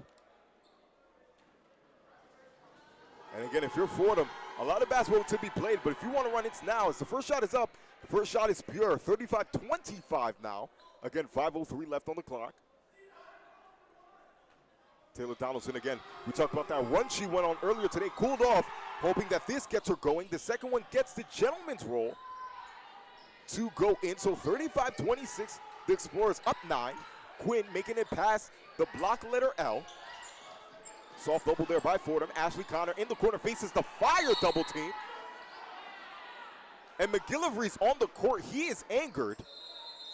Not happy with that one. LaSalle's going to take a timeout here as they're up 9. 4:53 left to go in quarter 3. Yeah, quick thinking there from Coach McGillivray. Calling the timeout. He took about 3 steps out onto the floor to call that timeout. He's been doing that a lot tonight. But smart thinking on his part to call that timeout as his player was trapped in a very, very tough double team that most likely would have resulted in a turnover in favor of the Rams. Fordham doing a good job, like I said before, of disrupting the LaSalle Explorers offense, especially back here in front of us. Fordham is just doing everything they can right now to try and get back into this game. And I think, it just takes a little bit more. Yeah. It just takes that little bit more. I mean, Shea Harris gets the steal at the top of the key, runs down the court, and misses the transition layup. It's those little moments like that wind up swinging games like this for the Fordham Rams. Yeah, and again, if you're Fordham, you have to be thinking about points that you're leaving on the table. Not just that Shea Harris missed a 10-point blank at the rim, but sometime earlier in the first and second quarter where you had chances after we talked about Shea Harris and her 4 offensive rebounds. She wasn't able to get it to go. Fordham leaving shots short at the rim. They're coming back to bite you. Certainly some scores that you would love to have back. As we are soon to be here, cheerleading squad is now out here in Philadelphia. And for all the Philadelphia Eagles fans, I won't say this is a shout out as a proud New Yorker. Congrats on the Super Bowl win, Super Bowl 59. They played an excellent football game from start to finish. Jalen Hurts being the game MVP, Super Bowl MVP. Jalen Carter thought he should have been MVP, Woo. and he might have an argument. That defense played great. I thought it was Josh Sweat, to tell you the truth. Josh Sweat, 2.5 sacks, 6 tackles through 3. Obviously improved on that as the game went on. I thought he was the main catalyst, but the defense balled out, allowed Jalen Hurts to be what he be. More of the story is, shout out to Philadelphia. I don't want to give you too much love as a proud New Yorker. Coming out of this break. Once again, for those just joining us, I'm Madi Dembele, joined here with the amazing Tucker Austin on color analysis. Same 5 here for McGillivray's unit. It's going to be Mactoon, Quinn, Ashley Connor, Aisha Magassa, and a familiar face, Jolene Armendariz. She's going to get even more spin in this one. And for Fordham, Jay Harris, Taya Davis, Emma Wilson-Saltos, Rose Nelson, and Taylor Donaldson as we continue play. 4:50 left in quarter number 3. 35-26. Fordham in the hole. Post touch there. Strong side cut from Magassa, not able to handle the basketball. Fordham's going to get the basketball back. Down 9. Nelson. Trigger man here for Taya Davis. Davis bringing it back past the 10-second line. Guarded by Quinn. Directing traffic from right to left. Bit of confusion there on the weak side from Donaldson. Uses the Salto screen. Wide open three-pointer for Shea Harris is up, and it's good. She's been money all night. You wish she takes more threes. 35-29, Fordham crawling back. That's exactly what the Rams need. A huge three, cut into the deficit in a big way. Quinn with her three of her own. That's going to be no good. Wilson Salto skying for the rebound, but a little bit of pinky toe action there on the sideline. The baseline, 35-29, 409. LaSalle will stay with the basketball. Connor's going to be the trigger man, and again, have to be kicking yourself if you're Fordham. Excellent defensive possession. Things like that come back to kill you. Connor looking for the release. It's going to be a wide open Magassa under the basket, blows the layup. Rebound goes the way of Donaldson, and she takes on two. Goes into the body of Mactoon, and the fishbowl treatment she gets. It's going to be no good, and yet again, the clock stops. 4:02 on the nose, 35-29. Fordham's going to shoot two at the free throw line here to try to get their scoring total past 30. Huge for chipping away at this lead, Madi. You get the three from Shea Harris, and you get a big stop on the other end defensively. And now Taylor Donaldson, the fifth leading scorer in the Atlantic 10 this season, is at the free throw line shooting two. And Madi, it should be said also that she's a 73% shooter from the free throw line. She is a good shooter. As she misses the first one there. Again, good shooter, 73%, uncharacteristic for Mrs. Taylor Donaldson. She's a scorer in every sense of the word as she gets one of two there. So Fordham is going to get 30 exactly as their scoring total, 3:59 left in the third quarter. Top of the key, Armanda Reese. Connor playing keep away from Harris. Into the corner, Mactoon, near side corner. Daliba. Weak side cut there by Quinn, and again, another gimme shot for Quinn at the basket. 37-30, the ball movement is smooth from the Explorers. Not sure what happened there for Fordham, but it seems like another defensive breakdown as Joan Quinn was standing wide open at the block. Donaldson, quick fire three, doesn't think about it. That's going to be no good. Mactoon rips it out of the sky.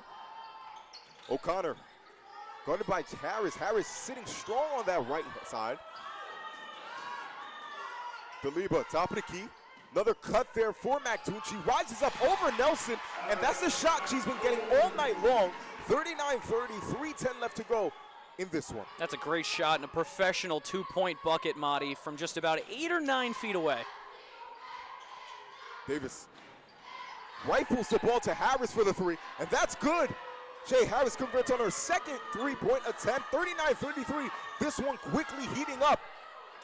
Armanda Reese, top of the key, guarded by Donaldson. Connor, cross-court pass over to Quinn. Quinn with the layup attempt. Doesn't get it over to, but Daliba is there on cleanup.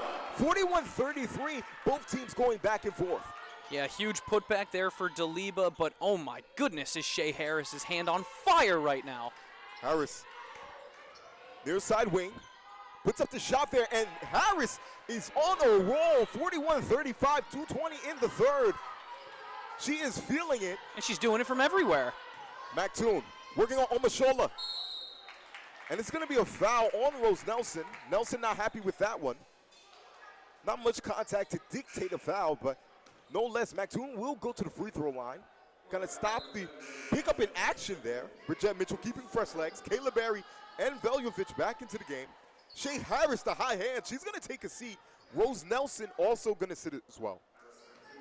But this is a great job by the Fordham Rams to match the scoring pace of LaSalle a little bit after getting in that hole at the start of the third quarter on that big 9-0 run.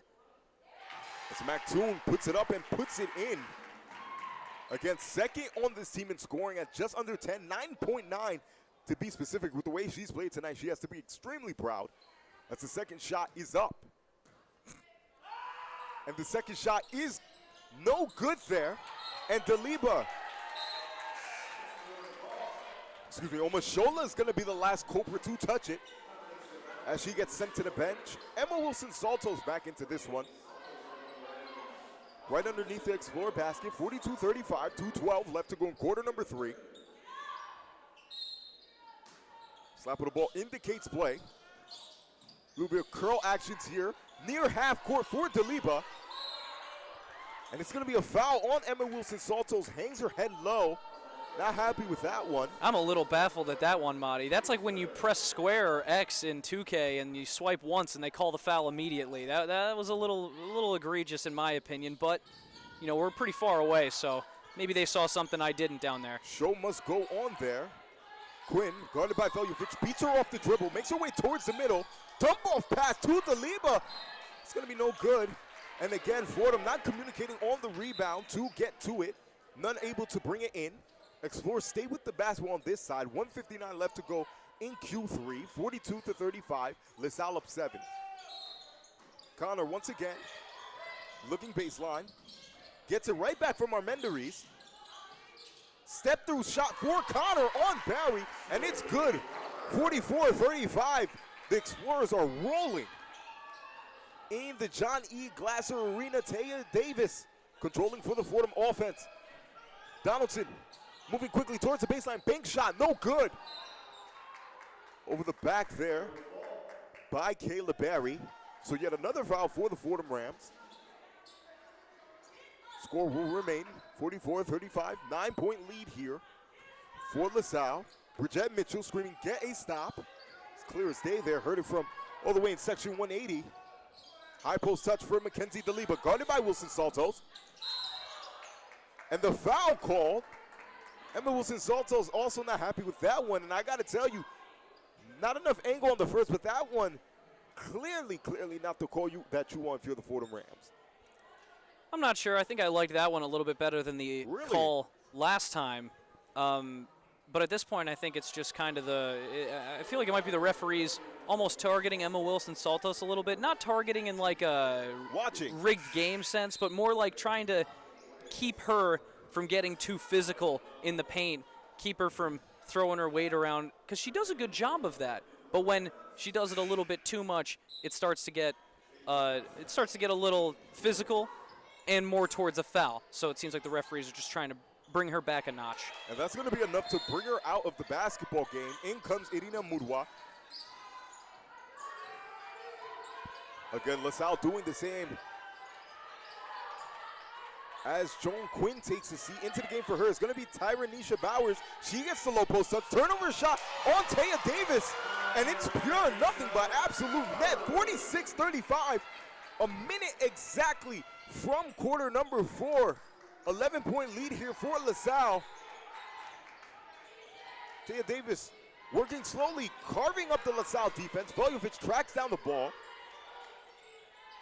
Far side wing, Davis working on Dembele. Back out top for Davis. She takes a three, it's up. It's gonna be no good there. And bodies hit the ground. And it's gonna be Ashley Connor hitting her head hard. Yelling out an expletive, holding the left side of her head. Again, not a lot of scoring from Ashley Connor, but she's been running down loose balls. Taylor Donaldson not happy with that one, pleading with the ref, her case. Not what you want to see if you're the LaSalle Explorers. Your leading scorer on the team holding the back of her head. The first thing that comes to mind is concussion, and obviously that's definitely not what you want to see with the A10 tournament just around the corner. That's the first one is up for Ashley Connor, and it's good. 41.2 seconds left in quarter number 3, 47-35. Seems like she might be fine. She might be fine indeed as she gets both from the line, shakes it off like Taylor Swift. Up into the front court, Tyranisha Bowers, like the Flash, forcing Veljovic to panic there. And LaSalle's going to get yet another quick opportunity to extend their already emphatic 13-point lead. I think Fordham is starting to suffer from this game's pace, slowing down just a little bit.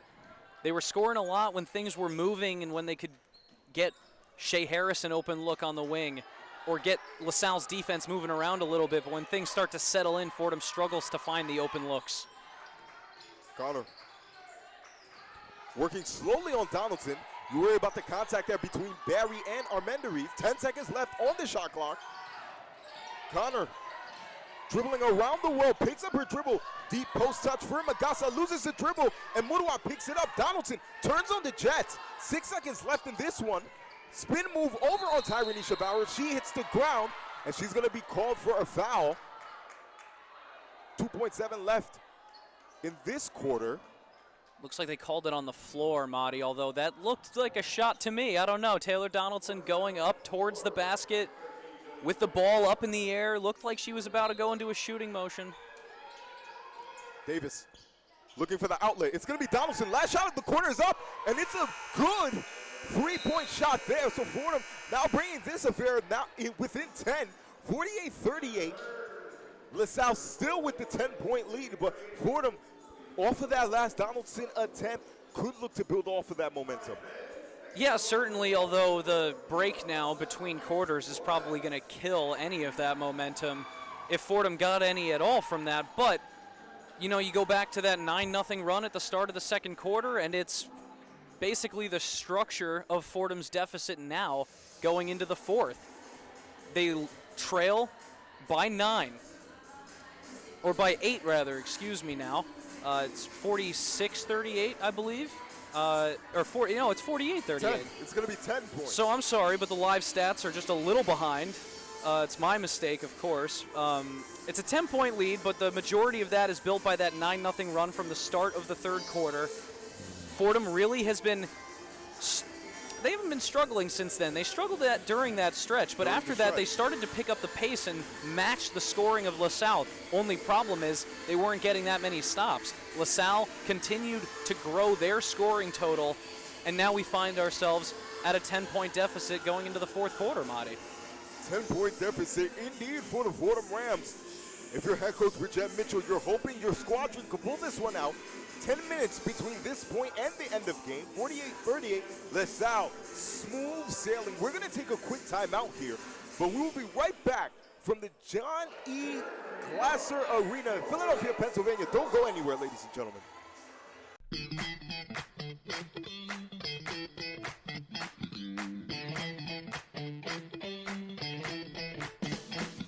Hi, this is Ben Oppenheimer reminding you to tune in to New York's longest-running sports call-in show, One on One. Catch One on One live on the WFUV Sports YouTube channel every Saturday from 11 a.m. to 2 p.m. and then later on 90.7 FM from 11 p.m. to 2 a.m. We'll catch you next Saturday on One on One.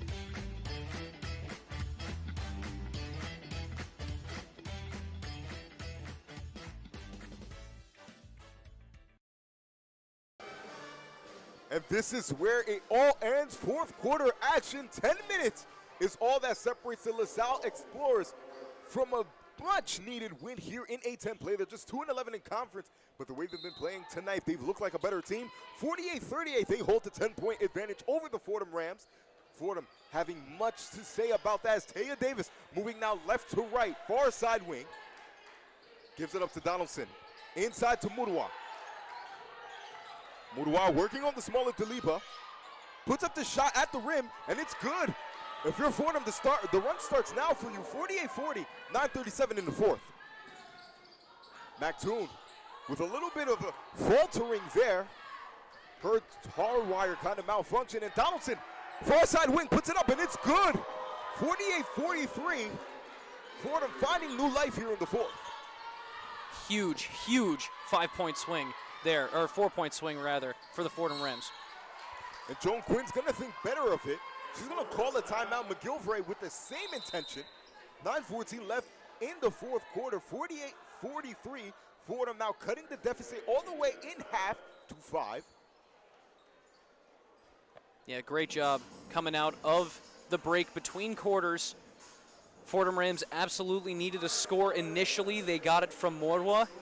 They come down the other end, and LaSalle with a mistake, a rare mistake after the end of that third quarter, although maybe a reversion back to what we saw in the first half out of the Explorers. It was Eris McToon bringing the ball down into the low block, but then she lost control. It looked like she almost was trying to draw a foul against Morwa. They kind of came together a little bit, and then Eris McToon almost tripped over herself. One could have, if we were sitting on the other side of the gym, it probably would have looked like a foul. Luckily, we're on the near side of the gym from where the play was happening, so we saw Eris McToon make absolutely no contact with Morwa. The refs didn't see any contact either, so they let it go. It seemed like the air in the building kind of stood still for a moment while they were waiting for a whistle, for a foul on that play, but it goes the other way. And then Fordham, bang, bang in transition, finds Donaldson in the corner. Just the shooter that they needed. She drills the three, slices the lead right in half to start the fourth. Yeah, it's a stone-cold shot there by Taylor Donaldson. And again, if you're Fordham, as this game slowly closes, you're going to look to her to bring this one home. 48-43, ladies and gentlemen, for those just joining us. I'm Madi Dembele, joined here by Tucker Austin, and it's shaped up to be a very interesting one, a slow burner from our perspective. Both teams have yet to crack 50, but it certainly seems that both teams are going to do so very, very soon. Again, here from the John E Glaser Arena in Philadelphia, Pennsylvania. Cold day outside, but again, as we predicted from the start, the court has heated up. The highs of this game, Tucker, have been extremely high. Both teams have played high-level basketball. You saw exciting runs from both. As we are soon to be under play, once more, both teams breaking huddle. And for the LaSalle Explorers, they're going to stick with the lineup. It's going to be Jolene Armendariz. Out there with Ashley Connor, Mackenzie Deliba, Joan Quinn back into the game after her short break, as well as Eris McToon. For Fordham, Taya Davis, Irina Murwa, Taylor Donaldson, Kayla Berry, and Anastasia Veljovic run into the backcourt, set up their defense. Armendariz, quick fire three, doesn't think about it, no good. Davis there on the rebound over McToon. And it's Fordham quickly in transition. Not waiting for their sets. Donaldson falls on the basketball right into the hands of McToon. She goes it alone over Veljovic. Faces the strong double. Bounces it off the back of Veljovic. Kayla Berry now with the basketball. And yet another jump ball. It's going to stay here with the LaSalle Explorers. 48-43, 8:50 in the fourth. Need a stop here, do the Fordham Rams, Madi. You said it yourself, the run starts now after Murwa made that two. As Murwa tips it, far side wing, Connor, tracked down by Deliba, makes her way to the top of the key, guarded by Donaldson. High post touch there for Deliba, forced out all the way to the three-point line by Murwa. Intensity is now turned on for the Rams. Armendariz fakes the three on Berry, and the layup is good. A little bit of body contortion on her way to the basket. 50-43, LaSalle up. Yeah, that was a pretty move. The pump fake to get Berry to go on the block attempt, and then moving right past Taya Davis to get to the bucket. Davis makes her way past the 10-second line. Inside pass to Taylor Donaldson is stopped in its track. Mackenzie Deliba is the culprit. She is the cookie thief. And she hit a little raise the roof celly, I think, after that one. Joan Quinn near the half-court line. Dump off pass inside to Deliba. Strong side cut to McToon. Up and over Barry. Not much you could do about that. It's been her shot all night. 52-43, 7:50 left to go. Explorers stay on top. That's been her shot when it's been more open. With how much that shot was contested this time around, that one looked like a circus shot, Madi. Veljovic fakes the three. Back out top to Davis. Veljovic takes the three on the second attempt. Nothing but air. Safe inside, and it's going to go the way of the Explorers. Connor with numbers in transition. Slows it down. Retreat dribble. 7:20 left in quarter number 4. 52-43. Rams in the hole by 9. Davis in the airspace of Connor. High post touch for Armendariz. Deliba working slowly on Murwa. Tapped away by Barry. And Donaldson's going to take control. Pushing in transition. Straight into the chest of Ashley Connor. She's going to get the clean block there. But the ball's going to stay with the Fordham Rams. They'll have a chance to score on this opportunity. Both teams keeping fresh legs. Veljovic will sit Harris into the game again. And again, the scoring streak she went on, she's one person you want to have out there, Tucker. Yeah, Madi, but I just want to highlight LaSalle because they came out for the start of this fourth quarter, and after the quick Fordham run, they've done exactly what you are supposed to do as a basketball team with a lead. They are playing so clean, they're making minimal mistakes, and they are not sending the Fordham Rams to the free throw line. Again here, 7:03, 52-43 left in the fourth. Davis looking for the release. Moon ball over to Taylor Donaldson. Donaldson with the retreat dribble. Puts up the three. No good. Rebound pulled down by Ashley Connor. Having to play keep away against 3 Fordham Rams, Barry, Murwa, and Harris in the vicinity. 6:55 left in the fourth quarter. Armenda Reed's gonna be now the inbounder baseline, opposite of her own goal. Or you can hear Melton McGillivray all the way from section 108 screaming. Magassa. All the way now to Armenda Reed's. Trying to get it past the Fordham press. They make their way past that half-court line. And it's going to be Ashley Connor. Denies the high post touch to Mactoon. Gives it back to Armenda Reed's. Mactoon finally gets the basketball near the free throw line. Puts up the shot, and it's good. It's pure. Don't know any other way to describe it. 54-43, 6:28 left in the final quarter of play. I think we could hear it in your voice, Madi. I'm not even sure how these buckets are going for McToon at this point. Harris finds her mid-range shot. It's up. Front rim, no good. Connor, another rebound here. And if you're the Explorers, the only thing you could be thinking is juicing the clock. Again, a big lead here, 11 points. Another high post toucher for Mactoon. Working slowly. Davis rushes her almost like a defensive end. Gets the basketball quickly out of her hands. And Shay Harris in transition for the Fordham Rams. Harris setting her feet up for the quick fire three. It's up.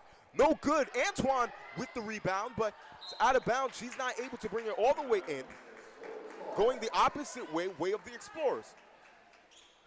Fordham getting a good stop on the defensive end from Taya Davis, but it seems like they just can't put 2 and 2 together here. They can't put a defensive stop together with a score, and they can't put a good score together with a defensive stop. Ashley Connor with a three-point attempt. It clanks off the rim. Donaldson skies high for the rebound there. Leading up to Shay Harris. Harris tries to needle the pass through 2, but Murwa able to find the basketball, puts it up. 54-45 now for the Fordham Rams. And here comes a almost four-player press from the Fordham Rams. Fordham trying to bring the Explorers out of their element for some turnovers. The Explorers going to slow this one down to a snail crawl. Into the middle is Quinn. Almost like a magician with the basketball, playing keep away. Not for long. Fordham in transition. Taya Davis with 2 numbers, and Murwa easy layup there. 54, now 47 for the Fordham Rams. 4:52 left to go in the fourth. Got to keep their foot on the gas. Employ the press once more. Get it past the 10-second line. Quinn's going to slow it down. Hands off to Connor. Quinn puts up the 3. Clanks once more. Donaldson with yet another rebound. Playing side by side with Magassa. And lightly passes it to Davis. Inside quickly to Murwa. Murwa, where a patented drop step. It's up, and it's no good. She hits the ground hard. Connor opting not to push in transition. They'll slow it. She's met by Davis in the backcourt. She's going to have to go the full 94 on Davis. Beats her off the dribble. Pulls it back out. 54-47, 4:10 in the fourth. Connor calling for the screen. Doesn't get it. Donaldson guarding her tightly. Fordham trying to sniff out this basketball like a hound dog. 3 seconds left on the shot clock. Magassa forcing up a shot. It's no good there. So Fordham forcing the 30-second shot clock violation. Oh, no. I think they called a foul. As you're right, Tucker Austin, a foul called there all the way at the end of the 30. Literally, as the shot went up at 1, it's a shooting foul against the Fordham Rams. They had the shot clock violation. They had it in the bag. A-plus defensive possession for the Rams, but again, you preferably shoot yourself in the foot. Magassa here at the line. Back iron, no good. 54-47. That's a dagger through the heart. A knife in the back if you're the Fordham Rams. Demoralizing. In the hole by 7. You do everything right until the last instant. And Aisha Magassa is able to get 1 of 2 here. 8-point lead here for the Explorers. 3:55. Not a friend of the Fordham Rams. Mountain McGillivray using every bit of his diaphragm to get his defense set up. Even up 8, still all over his team. Davis, let him ball roll pass half court. Donaldson gets a quick fire 3 in the corner, no good. Harris able to track it down. Waits for the offense to materialize. Donaldson working on Connor. Connor with hands straight up. It's going to be Quinn, excuse me. Quinn's going to get called for the foul. She doesn't like that one. 55-47. Fordham is going to have the opportunity to grab some points while the clock is off by 8. Again, 3:39. This game slowly but surely coming to an end here. Taya Davis at the free throw line. She's a 66% shooter from the stripe this season. As the first one is up. The first one is no good. It clanks in and out. Taya Davis, senior guard, 5'7", Decatur, Illinois. Shifty guard with great handle, soft touch.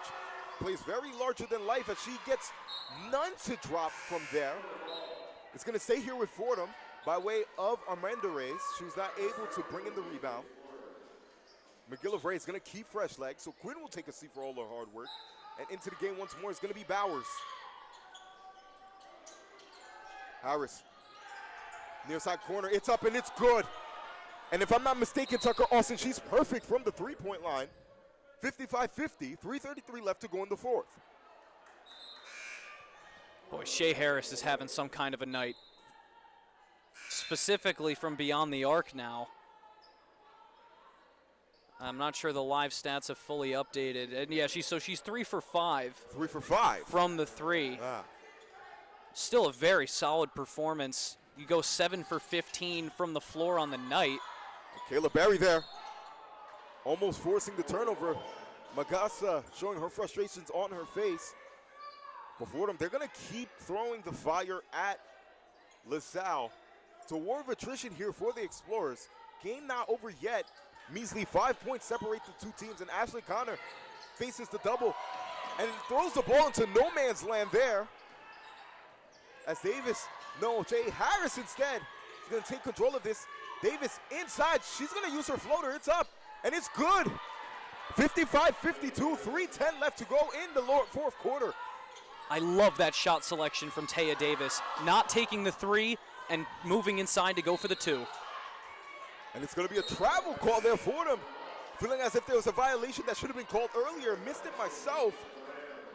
Not happy with the officiating, but they get it right back. 55-52.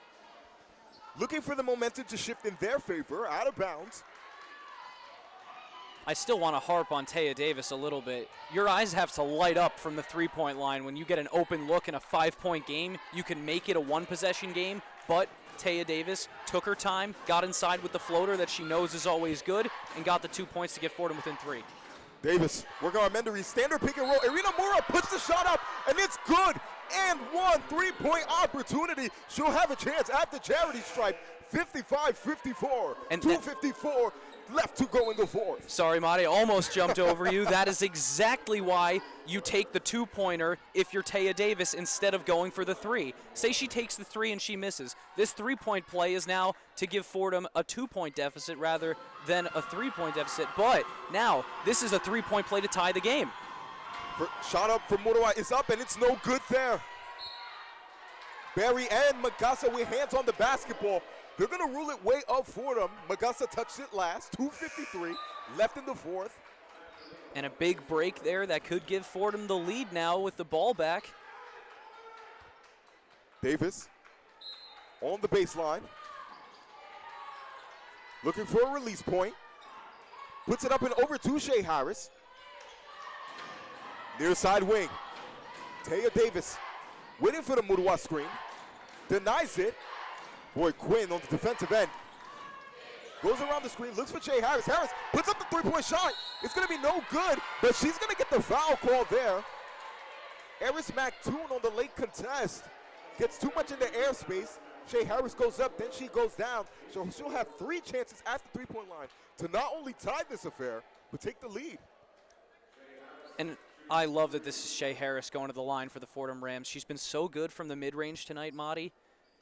Probably will give Fordham their 3 best looks from the stripe right now. Again, Shea Harris, the first shot is up. The first shot is butter. 55-55.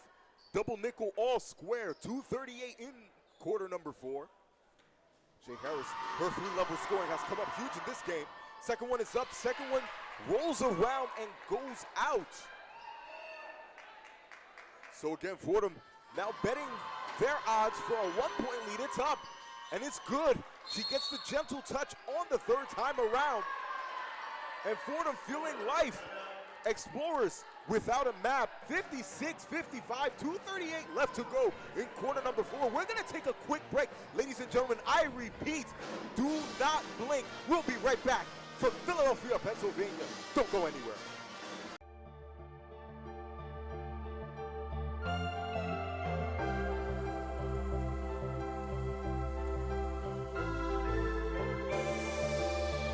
Hi, this is Mike Breen, WFUV class of 1983. WFUV is the flagship station of Fordham Athletics with live coverage of Fordham football, Fordham men's and women's basketball, in addition to Saturday one-on-one. Stay right here on 90.7 FM for all things WFUV Sports.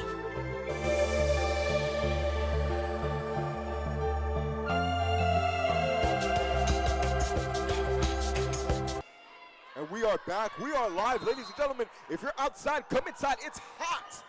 Nice and warm, 56-55. Fordham with the lead. They're employing the full court press here. The Explorers facing the strong double team. Barry and Donaldson with the double team there. And again, a quick timeout. Mountain McGillivray thinking quick on his toes. Realized that Quinn had no outlet pass. And Tucker, Fordham playing with a new life.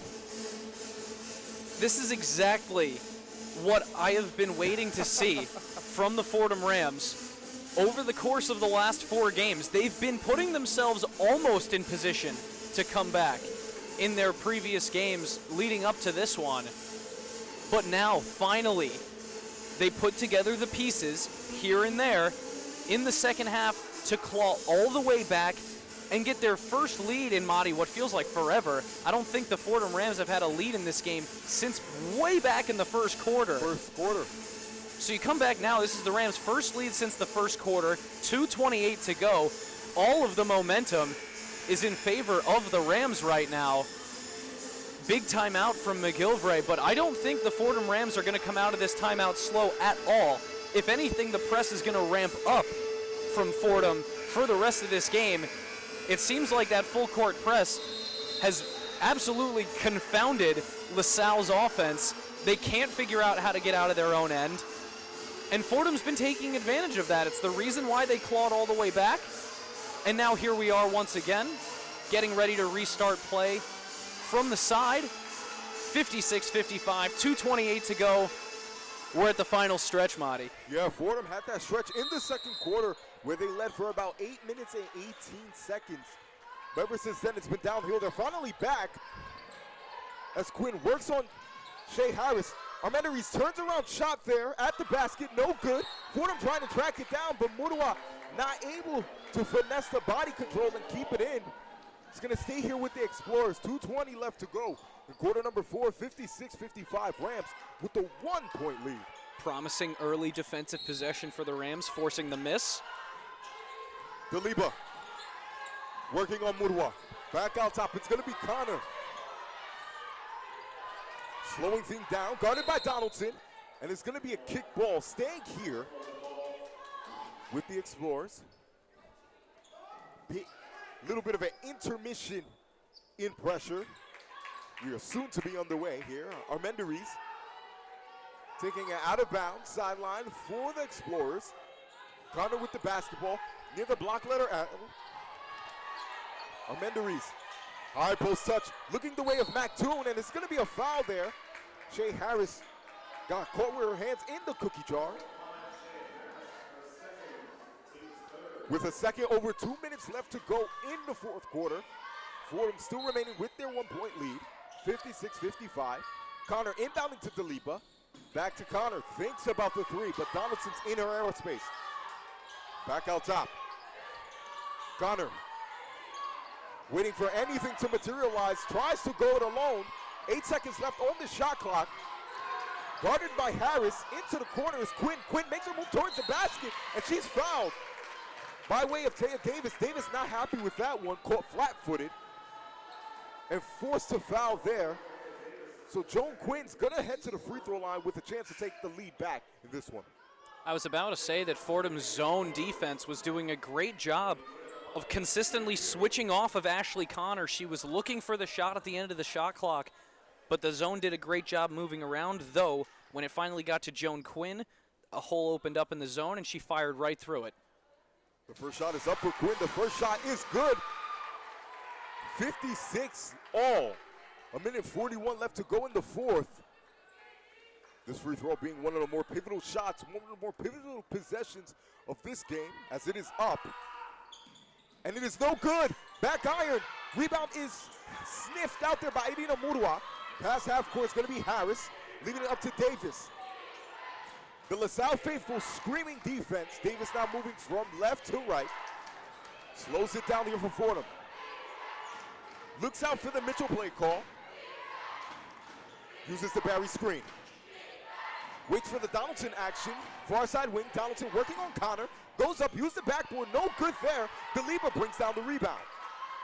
In transition, it's going to be Quinn. Quickly past the 10-second line. 1:05 left on the game clock. 56 all. Both teams desperately needing a win in the column.